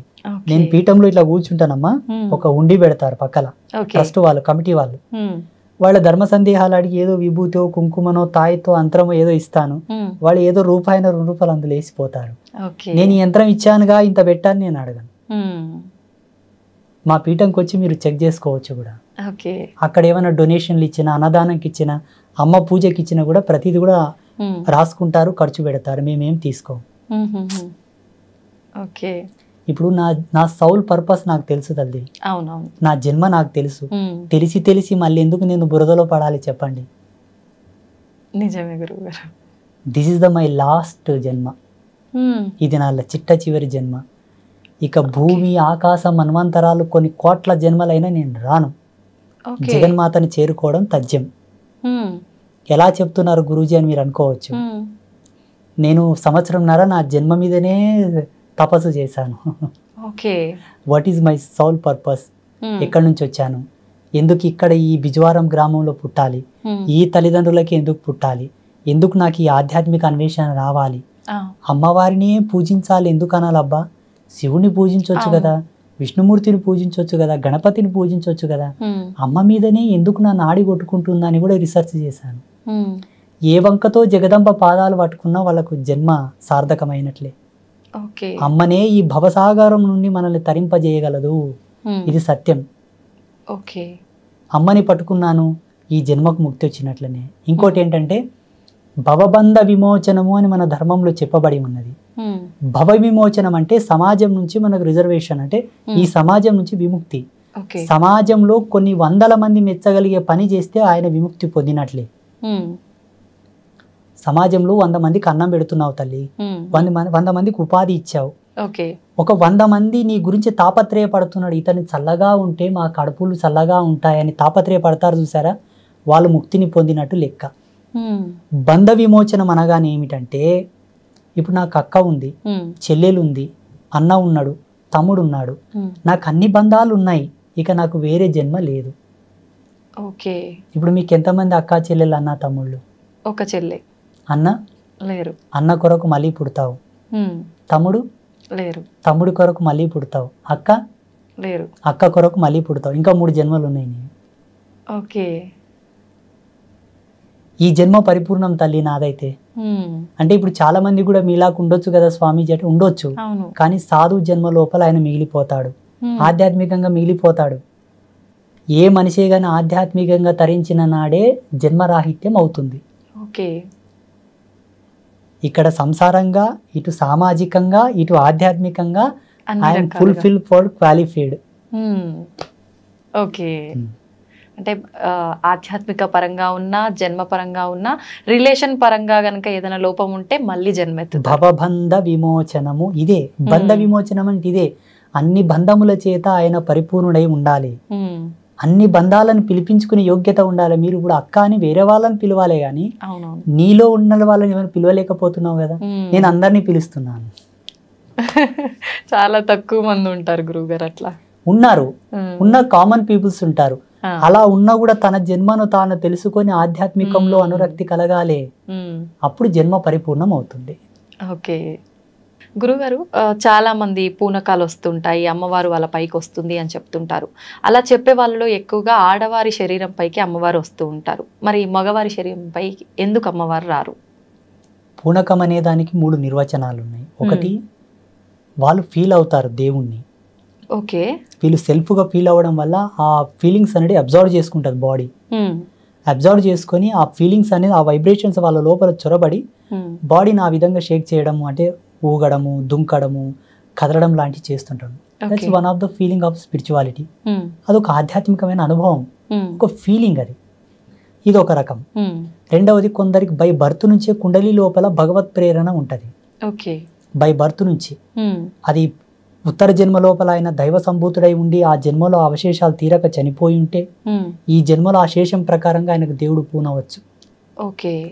కొందరికి మధ్యలో ఆధ్యాత్మికమైనటువంటి దర్శనాలు కొన్ని జరిగి ఒక దేవతను చూసి, లేదా ఎవరో గురువు శక్తిపాతం చేయడం వలన, గురువు యొక్క కృప తగలడం వలన, భగవత్ కృప ప్రసరించడం వలన ఏదో పుణ్యకార్యం చేయాలని కూడా కొందరు అలా మారిపోతారు. 3 రకాలు ఉంటాయి. ఇందులో భగవంతుడు ఆడవాళ్ళనే పూనుతాడు, మగవాళ్ళనే పూనుతాడనేం లేదు. భగవంతునికి లింగభేదం లేదు అసలు. ఏదో ఒక గొప్ప లోక కళ్యాణకారకమైన సందేశం ఇవ్వాలనుకుంటే భగవంతుడు అంతటి పుణ్య చరిత్రులైనటువంటి వాళ్ళ దేహమునందు ఆ ఫీలింగ్స్ ప్రవేశింపజేస్తాడు. ఆ ఎనర్జీస్ దింపుతాడు. వచ్చిన ఆ ఎనర్జీస్ చేత ఆయన పలుకుతాడు, ఫలానా రోజు ఇది జరగబోతుంది. 10 మందికి పనికొసేది, ఒకరి కోసం చెప్పరు. మళ్ళా ఒకరి కోసం దేవుడు ఎప్పుడు పలకడు. లోక కళ్యాణమే భగవంతుడు అంటేనే జీవో జీవశ్య జీవనం. లోక కళ్యాణ కారకమే దైవత్వం. మిగతంతా ఇదంతా సెల్ఫ్, వాళ్ళు ఇష్టపడి చెప్తారు తప్పిస్తే దేవుడు ఎప్పుడు అలా చెప్పించాడు. ఇలా చాలా ఉన్నాయమ్మా, మా జీవితంలో చాలా జరిగాయి. ఒక వ్యాన్ లోపల ఒక 30 మంది వెళ్తున్నారు, ఒక పెద్ద DCM లోపల పెళ్లికి. దానికి ఏదో సమ్ బ్రేక్ వీక్ అయిపోయి అంతమంది పడాల్సి ఉన్నది. ఎవరో ఒక పుణ్యాత్ముడు దారి మధ్యలోకి వచ్చి చెప్పాడు, దాన్ని ఆపి, దీని బ్రేక్ తెగిపోతుంది, మీరు పడతారు, దిగి చెక్ చేసుకోండి అంటే వాస్తవంగా లూజ్ అయింది బ్రేక్ వైర్. అంటే 10 మందిని కాపాడడానికే దేవుడు పూనుతాడు. అక్కడ ఆడ మగ అని ఏం తేడా ఉండదు. కాకపోతే భగవంతుడు ఎవరికి ప్రవేశిస్తాడంటే ఆ శరీరం కూడా అంత శుద్ధి నొంది ఉండాలి, ఆ మనసు అంత పరిపూర్ణమై ఉండాలి, ఆ వ్యక్తి అంతటి సదాచార సంపన్నుడై ఉండాలి. తప్పకుండా. ఇప్పుడు మనం ఒకరిని ఇంటికి గెస్ట్గా పిలవాలంటేనే ఆయన యొక్క హోదాను చూస్తాం, ఆయనకు గొప్పతనం చూస్తాం, ఆయన ఎంత నీట్గా ఉన్నాడు, ఎంత శుభ్రంగా ఉన్నాడు, ఎంత బాగున్నాడు, డ్రెస్ ఎలా మెయింటైన్ చేస్తున్నాడు, అలా ఉన్న వాళ్ళని పిలుస్తాం. భగవంతుడు నీ శరీరం నందు ప్రవేశించాలంటే నీ దేహం ఎంత శుద్ధి ఉండాలి, నీ నడవడికి ఎంత సత్యమై ఉండాలి, నీ జన్మ ఎంత పరిపూర్ణమై ఉండాలి. ఇవి కూడా కంపల్సరీ. నేను అడ్డం వచ్చినట్లా పనులు చేస్తా, అడ్డం వచ్చిన వాళ్ళ తింటా తాత, ఏమి శరీర శుద్ధి ఉండదు, మనశ్శుద్ధి ఉండదు, వ్యవహార శుద్ధి ఉండదు, ఏదో నా పిచ్చి కొద్దీ నేను ఊగుతా అంటే అది మన యొక్క వీక్నెస్ తప్పిస్తే దేవుడికి మనకి సంబంధం లేదు. అయితే మనం విలేజెస్లో ఎక్కువగా చూస్తుంటాం గురుగారు, మీరు చెప్పినట్టుగా ఇట్లా శీఘం వచ్చింది, పూనకము వాళ్ళు చెప్తూ ఉంటారు చాలా మందికి. అలాంటి వాళ్ళే ఎక్కువగా అంటే చెడు వ్యసనాలు ఇలాంటివి ఉంటుంటాయి అని చెప్పి, అంటే ఇప్పుడు వాళ్ళు అవన్నీ చేస్తున్నారు అంటే వాళ్ళు చెప్పేదంతా తప్పు, వాళ్ళకి నిజంగా భగవంతుడు వాళ్ళ పైకి రావట్లేడు అని అనుకోవచ్చు అంటారా? మేము సాధు ధర్మంలో ఉన్నాం, ప్రతిదీ కూడా శాస్త్ర సిద్ధాంత ధర్మంతోనే చెప్పాలి, అనుభవంతోనే చెప్పాలి, స్వీయ విశ్లేషణను ఉండాలి, మేము రీసెర్చ్ చేసానే ఉండాలి. అవునవును. మా అవ్వ జోగిని, మాది 7 తరాల జోగిని వంశం. ఎల్లమ్మ తల్లి పూజారులు మా తాత ముత్తాతల కానుంటి కూడా. సో మా అవ్వ ఏం చెప్పేదంటే, చూడు నాన్న, ఒక వ్యక్తి జోగినిగా మారాలంటే, ఒక స్త్రీ జోగినిగా మారాలంటే బై బర్త్ నుంచి ఆమెకు స్పిరిచువల్ ఫీలింగ్స్ ఉండాలి, పుట్టినప్పటి నుంచి ఆధ్యాత్మిక మెలకువలు ఉండాలి. దేవుడు, పూజలు, దేవుళ్ళకు మొక్కడం, దేవుళ్ళని చూస్తే ఏదో ఫీల్ అయిపోవడం, దేవుళ్ళని చూస్తే దేవుడే తనే దేవుడని ఫీల్ అయిపోవడం లాంటి సిమ్టమ్స్ ఉంటే ఈమె దేవతకు సంబంధించిన స్త్రీ, ఈమె సంసారానికి పనికిరాదు, పెళ్లి చేసిన భర్తను చేరదీయదు, పిల్లల్ని కనదు, వాళ్ళకి ఆ ఫీలింగ్సే ఉండవు అసలు. ఆ సిమ్టమ్స్ గుర్తుబట్టి వాళ్ళని దేవుడికి లగ్నం చేసి దేవత పేరు మీద పూజలు పునస్కారాలు చేస్తూ ఆ పుణ్యం 10 మందికి ధారబోయమని పెట్టేవాళ్ళు ఆమెని. ఇప్పటికి చాలా మంది సొసైటీలో ఉన్నారు సెక్సువల్ ఫీలింగ్స్ లేని వాళ్ళు, చాలా మంది ఉన్నారు ఇప్పటికి. అప్పట్లో ఈ జన్మను వృధా కానివ్వకుండా, ఈ జన్మ వేస్ట్ కాకుండా కొన్ని తంతులు చేసేవాళ్ళు మన పెద్దలు. అందుకే చచ్చిపోతే కూడా పేగడుగుతాం, పేగడిగి మళ్ళీ పూలదండేసి బొట్టు పెట్టి కొన్ని సంస్కారాలు, కొన్ని తంతులు చేసిన తర్వాతనే బొందలు పెడతాం. చచ్చిన శవాన్ని కూడా సంస్కారం ఉంది మన ధర్మంలో. అట్లాంటప్పుడు నువ్వు పుట్టినవు, ఈ జన్మ వృధా కాకూడదు, ఊక ఉన్న జన్మ ప్రేత ఆవాహనం అవుతుందంట తల్లి. ఊక ఉన్న శరీరం ప్రేత ఆవాహనం అవుతుందంట. ఇప్పుడు ఒక ఇల్లును ఊక వదిలేసామనుకోండి, అడ్డం వచ్చిన చెత్త చెదారం, బల్లులు, పురుగులు గూడు పెట్టినట్లనే ఈ జన్మ కూడా ఊక పెట్టకూడదని కొన్ని తంతులు చేసి ఆయనను ఒక పరిపూర్ణుని చేసేవాళ్ళు. ఆడపిల్ల గాని మగపిల్లాడు గాని కత్తికి బాస్యం గట్టి పెళ్లి చేసి దేవుని పేరు మీద పెట్టేవాళ్ళు.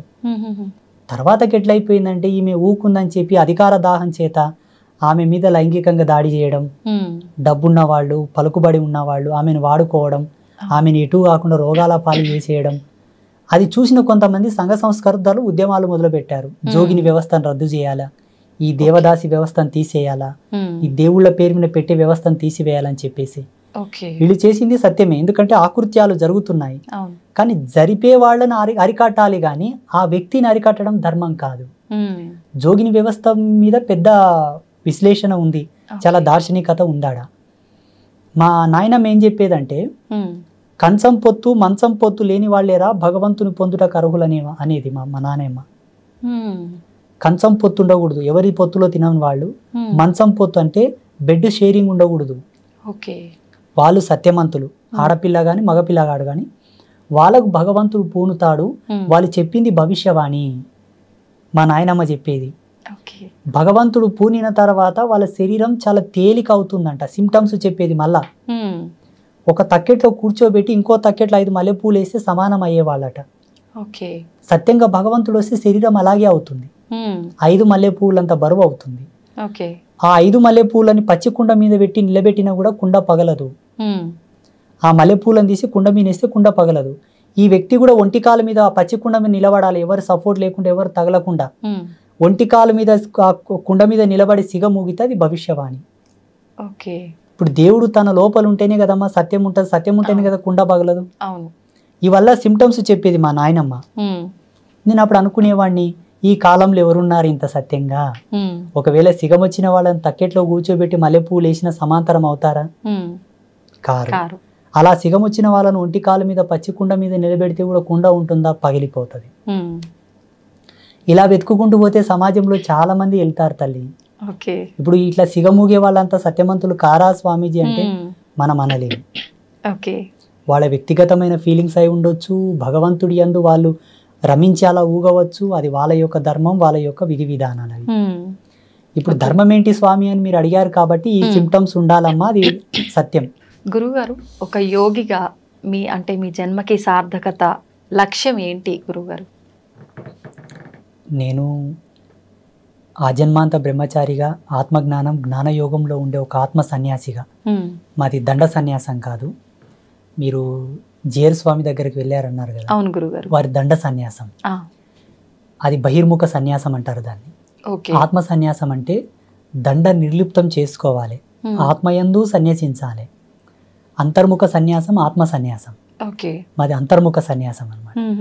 నా సన్యాస సంకల్పం ఏమిటి అంటే సత్య సనాతన ధర్మంలో ఉండే ప్రతి ఆచారము విజ్ఞాన దృక్పథమే, అజ్ఞానం కాదు, మూఢనమ్మకం కాదు. ఇది సమాజంలో నిరూపించాలని ఒక లక్ష్యం నాకుంది. రెండవది, ప్రపంచానికి సనాతన ధర్మం జగద్గురు అని నిరూపించాలి.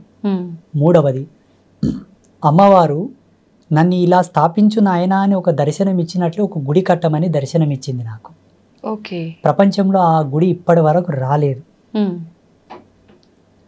మానవునికి విజ్ఞానం వికసితమై మనిషి పరిజ్ఞానం వైపు నడకలేడుతూ ఇప్పటి వరకు కూడా అటువంటి ఆలయ రూపకల్పన జరగలేదు. అదొక ఆలయ నిర్మాణం చేయాలనే సంకల్పం ఉన్నది. ధర్మస్థాపన చేయాలి. సత్య విశ్లేషణ చంద్రికతో కూడుకున్న ధర్మస్థాపన, సోకాళ్ళు ధర్మస్థాపన కాదు. నేను నేర్చుకున్న ధర్మం ఏంటంటే అమ్మ, శాస్త్రం అనగా స్త్రీ అనగా ఒక్కటే. స్త్రీని అగౌరవపరచడం, స్త్రీని అవహేళన చేయడం ఎంతో శాస్త్ర అవహేళన అంతే. దీనికి ప్రాయశ్చిత్తం లేదు, దానికి ప్రాయశ్చిత్తం లేదు. ఎన్ని గంగల్లో మునిగినా, ఎన్ని పుణ్యకార్యములు చేసినా ఆ పాపం పోదు, అనుభవించి తీరాల్సిందే. ఇప్పుడు చేస్తున్న వాళ్ళందరూ శాస్త్ర దూషణనే. ఎందుకంటే శాస్త్రం అడ్డం పెట్టి మానవులకు కోరికలు రేపుతారు. ఇది చేయండి మీకు ఈ కష్టం నెరవేరుతుంది. దీనికి దానికి సింకే ఉండదు తల్లి. ఆయన పూజ చేస్తాడు, శ్రీకాళహస్తి పోయి చేస్తాడు, వస్తాడు, కొన్నాళ్ళు వేచి ఉంటాడు, ఏమయ్య స్వామి కాలేదంటాడు. ఇప్పుడు ఈ మధ్యలో వీడియోలో కొన్ని మా పిల్లలు తీసుకొచ్చి చూపిస్తుంటారు, స్వామీజీ అని ఇంత మెరికల్ చేశాడు, ఇది సాధ్యమా అంటారు. మరి నువ్వు స్వామీజీవి కదా ఎందుకు చేయమంటారు నాతోనికొచ్చి మా పిల్లలు. కొన్ని జిమ్మికులు మ్యాజిక్లు చేస్తుంటారు, వీడియోస్ వస్తుంటాయి కొన్ని, కొంతమంది పాస్టర్లు, కొంతమంది.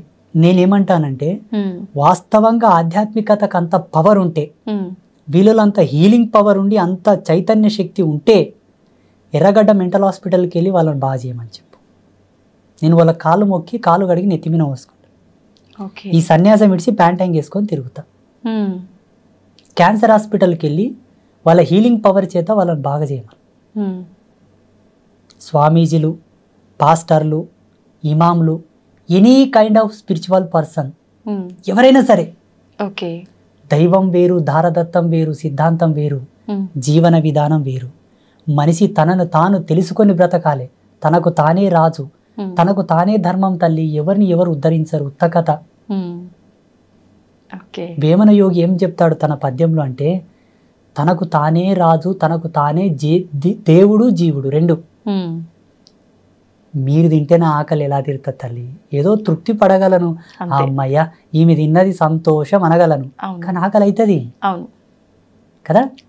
భగవంతుడిని నమ్మడం ఒక విశ్వాసం, ఒక పవర్. 83 లక్షల జీవరాశులు ఏవి దేవిని కొలవవు తల్లి, మనం కొలుస్తాం. అదొక గర్వకారణం. మళ్ళా దాంట్లో ఎంతో సైన్స్ ఉందమ్మా. హిందూయిజంలో చాలా ఎక్స్ట్రాడినరీ సైన్స్ ఉంది, అద్భుతమైన విశ్లేషణ. ఒక దీపం పెట్టడము, ధూపం వేయడము, నైవేద్యం పెట్టడము, అభిషేకాలలో అబ్బా చాలా అద్భుతం. దీన్ని తీసుకొచ్చి మన సంసారం మీద పులిమి ఎటూ తేలుకోలేపకల పంచాంగం వేస్ట్ అంటారు, జ్యోతిష్యం వేస్ట్ అంటారు, పూజలు వేస్ట్ అంటారు. నాకెంత బాధ అవుతుందో చాలా. ఈరోజు ఈ బాటిల్లో నేను నీళ్లు చూశాను, ఇక్కడ ఉన్నాయి. మీరు వచ్చి నీళ్లు లేవంటే నేను నమ్మాలా? నేను చూశాను, దాంట్లో నీళ్లు ఉన్నాయి, కొన్ని తాగాను, కొన్ని పెట్టారు. లేవు గురూజీ అని మీరు వాదాంతం చేస్తే నేను ఎలా నమ్మాలి చెప్పండి? అలాగే సనాతన ధర్మం యొక్క మూలాలు, దీని యొక్క అవశేషాలు చాలా గొప్పవి. తుచ్చ సుఖంలోకి వాడి దీని మీద వాల్యూ లేకుండా చేయొద్దు అన్నదే నా ఆవేదన. అది నిరూపించాలే, ప్రతి ఒక్కరికి తెలియపరచాలన్నదే నా తాపత్రయం, నా లక్ష్యం. అందుకే ఈ మధ్యలో వీడియోల్లో నేను చాలా మందికి నచ్చుతుండలేను. స్వామీజీలకే, మీలాంటి వాళ్ళు కాదు పాపం. అంటే మంచి చెప్పే వాళ్ళకి, మంచి చెప్పే వాళ్ళంటే చెడు ఉద్దేశంగా ఉన్న వాళ్ళకి. నేను వేణుస్వామి మీద ఒక వీడియో చేశాను తల్లి. వేణుస్వామి మీద, ఆయన ఫేమస్ ఆస్ట్రాలజర్. అవునవును గురుగారు. నాకు ఆయన పాలేడు కాదు, ఇంటోడు కాదు, అన్నదమ్ముడు కాదు తల్లి. పాపం వాళ్ళు బ్రాహ్మిన్స్, మేము వేరు. అవునవును. స్వామీజీనే మేము వేరు, మా ఇల్లు వేరు, వాళ్ళ ఇల్లు వేరు, వాళ్ళ ఊరు వేరు, మా ఊరు వేరు. ఎవరో మీ అంచుడు భక్తులు వచ్చి, ఏమయ్యా నువ్వు జీవహింస చేయొద్దంటావు, అమ్మవారికి మాంసం పెట్టొద్దంటావు, మద్యం పెట్టొద్దంటావు. ఈయన బ్రాహ్మణ్, ఒక జ్యోతిష్యుడు, ఆడ లిక్కర్ పెట్టిండు, మాంసం పెట్టిండు, అమ్మవారి ముందలని చూపించిండు. అవునవును. నా మనసు తరుక్కుపోయింది. వెంటనే దాని మీద ఒక వీడియో చేశాను. ఓకే. ఒక 5-6 మంది నాకు ఫోన్లు చేసి వార్నింగ్ ఇచ్చారు. నిన్ను ఎవరు చెప్పమన్నాడయ్యా, మేము ఇట్లనే చేస్తాం, మాకు ఇట్లే తెలుసు, నువ్వెవడో చెప్పని కానీ ఏమైనా చేసుకోపోండి, నేను చెప్పింది సత్యం, నాకు తెలిసింది సత్యం అని నేను చెప్పాను. అలా ఉన్నారు సమాజంలో. పోనీ ఈ స్వామీజీ చెప్పింది వాస్తవమే కదా, మార్చుకుందాము అన్న జ్ఞానం లేదు వాళ్ళతో, మళ్ళీ ఉల్టద్దా? అంతే. ఇటువంటి వాళ్ళని సమాజంలో తెలియపరచాలి, ఇటువంటి వాళ్ళ గురించి చెప్పాలన్నదే నా లక్ష్యం. ఎంత పెద్ద పీఠాధిపతి అయినా, ఎంత పెద్ద సన్యాసి అయినా, ఎంత పెద్ద స్వామీజీ అయినా, ఎవరైనా వాళ్ళు తప్పు చేస్తున్నారంటే చెప్తాం, అది నా ధర్మం. చూడమ్మా, సన్యాసి అనేవాడికి 2 ప్రధాన నియమాలు ఉంటాయి. మరణానికి భయపడకూడదు, మరణానికి భయపడకూడదు, ధర్మానికి తల వంచాలి తప్పిస్తే మిగతా వాటికి తల వంచకూడదు. ఈ 2 నియమాలు ఉంటాయి. మొన్న కోవిడ్ వచ్చి కోవిడ్ వీడి వరకు నేను మాస్క్ పెట్టుకోలే, శానిటైజర్ వాడలే. చాలామంది పోలీసులు, చాలామంది ఆఫీసర్లు వచ్చి స్వామీజీ మాస్క్ పెట్టుకోండి అన్నారు. చూడప్ప, నేను కుట్టే బట్ట నేను కట్టను. మేము సంకల్ప త్యాగం చేశాం. కుట్టిన బట్టగా కడితే మా తపస్సు తగ్గిపోతుంది, మా వాక్కు బలం పోతుంది, నేను చనిపోతాను కానీ మాస్క్ పెట్టానని చెప్పాను. ఇప్పుడు సన్యాసి మరణానికి భయపడితే ఆయన సన్యాసి ఎట్లా అవుతాడు? మీకు నాకు తేడా ఉండదు కదమ్మా. అవును గురుగారు. అందుకే నేను మాస్క్ కూడా ధరించలేదు. నా సత్యం ఉంటే వైరస్ నాతోనికి రాదు. రాలేదా గురుగారు? నో. నా శిష్యులకు ఎవరు కూడా నేను కోవిడ్ వ్యాక్సినేషన్ వేయించలేదు. That's very dangerous. అదొక పెద్ద ఇది వ్యాక్సినేషన్. దానివల్ల చాలా సైడ్ ఎఫెక్ట్స్ కూడా ఉన్నాయి. అది నిజమే అంటారా? అక్షర సత్యం. కానీ అంటే డాక్టర్లు అంతా రీసెర్చ్ లో తేలింది అలాంటిది ఏం లేదు. డాక్టర్లే సత్యము, వైజ్ఞానికమే సత్యం అయితే ఇప్పుడు ఎర్రగడ్డ మెంటల్ హాస్పిటల్ ఉన్న వాళ్ళు ఎందుకు బాగా కావట్లేదు చెప్పండి? ఆ మెంటలిజంకి ట్రీట్మెంట్ లేదా? దానికి మందులు లేవా? దానికి ఏం థెరపీస్ లేవు అసలు. మళ్ళీ ఎందుకు బాగా కావట్లేదు? ఇంకా ఒకరికొక జత అవుతున్నారు ఆడ. ఆడ సరిపోవడం లేదా హాస్పిటల్లో? అంటే ఇప్పుడు వైజ్ఞానికం ముందుకెళ్ళినట్ట, ఆగినట్ట, ఇంకా కనిపెడుతున్నట్ట? ఆగిపోయినట్టే. ఇంకా కనిపెడుతున్నారా గురుగారు? కనిపెట్టలేకపోతే ఇప్పుడు బ్లడ్ క్యాన్సర్ కి ఎందుకు ట్రీట్మెంట్ లేదు ఇంకా కంప్లీట్ గా? మరి కనిపెడుతున్నప్పుడు అన్ని ఎక్కడికక్కడ అంటే కంట్రోల్ అయిపోవాలి కదా గురుగారు. కేసెస్ అన్ని విధాలుగా పెరిగిపోతున్నాయి. సైన్స్ ఎప్పుడే కానీ ఒకతో ఆగిపోతుంది. సైడ్ ఎఫెక్ట్ లేని సైన్స్ లేదు, రాదు, ఇక ముందు కూడా రాదు. సైన్స్ ఒకటి కనిపెట్టిందంటే దానికి విరుగుడు ఇంకోటి తయారయ్యింటే తప్పకుండా. కానీ ధర్మం అట్లా కాదు. సనాతన ధర్మం ఏం చెప్తుంది తెలుసా? హిందూయిజం 100కి 100 రూపాయలు దెబ్బ తగలకుండా చూసుకో, 100కి 100 రూపాయలు రోగాల బారిన నీ శరీరం పడకుండా చూసుకో. ఫస్ట్ నువ్వు ఇక్కడనే జాగ్రత్త పడు. పోయి ఆ గుంతల పడ్డ తర్వాత ఎక్కుతావో ఎక్కవో, నేను ఎవరైనా లాగుతారో లాగరో, ఎందుకు తలకాయ నొప్పి? అందుకే ధర్మ ఈజ్ గ్రేట్, సనాతన ధర్మ. నిజంగా చాలా అదృష్టంగా భావిస్తున్నాను గురుగారు మిమ్మల్ని కలవటం. మీ మాటల ద్వారా మంచి చెడు, అసలు న్యాయం ఏంటి, అన్యాయం ఏంటి, మన సనాతన ధర్మం ఇంకా కొంతలో కొంత మంచి మార్గంలోనే వెళుతుంది, కొంతలో కొంత ఏదైతే చెడు మార్గంలో వెళ్తుందో అది మార్చటము, తెలియచెప్పటమే నా లక్ష్యం అని మీ మాటలన్నీ విన్న తర్వాత నాకు చాలా సంతోషంగా ఉంది గురుగారు. మిమ్మల్ని మీ విలువైన సమయాన్ని మాకు కేటాయించినందుకు థ్యాంక్ యూ గురుగారు. శుభమస్తు. శ్రీమాత్రే నమః.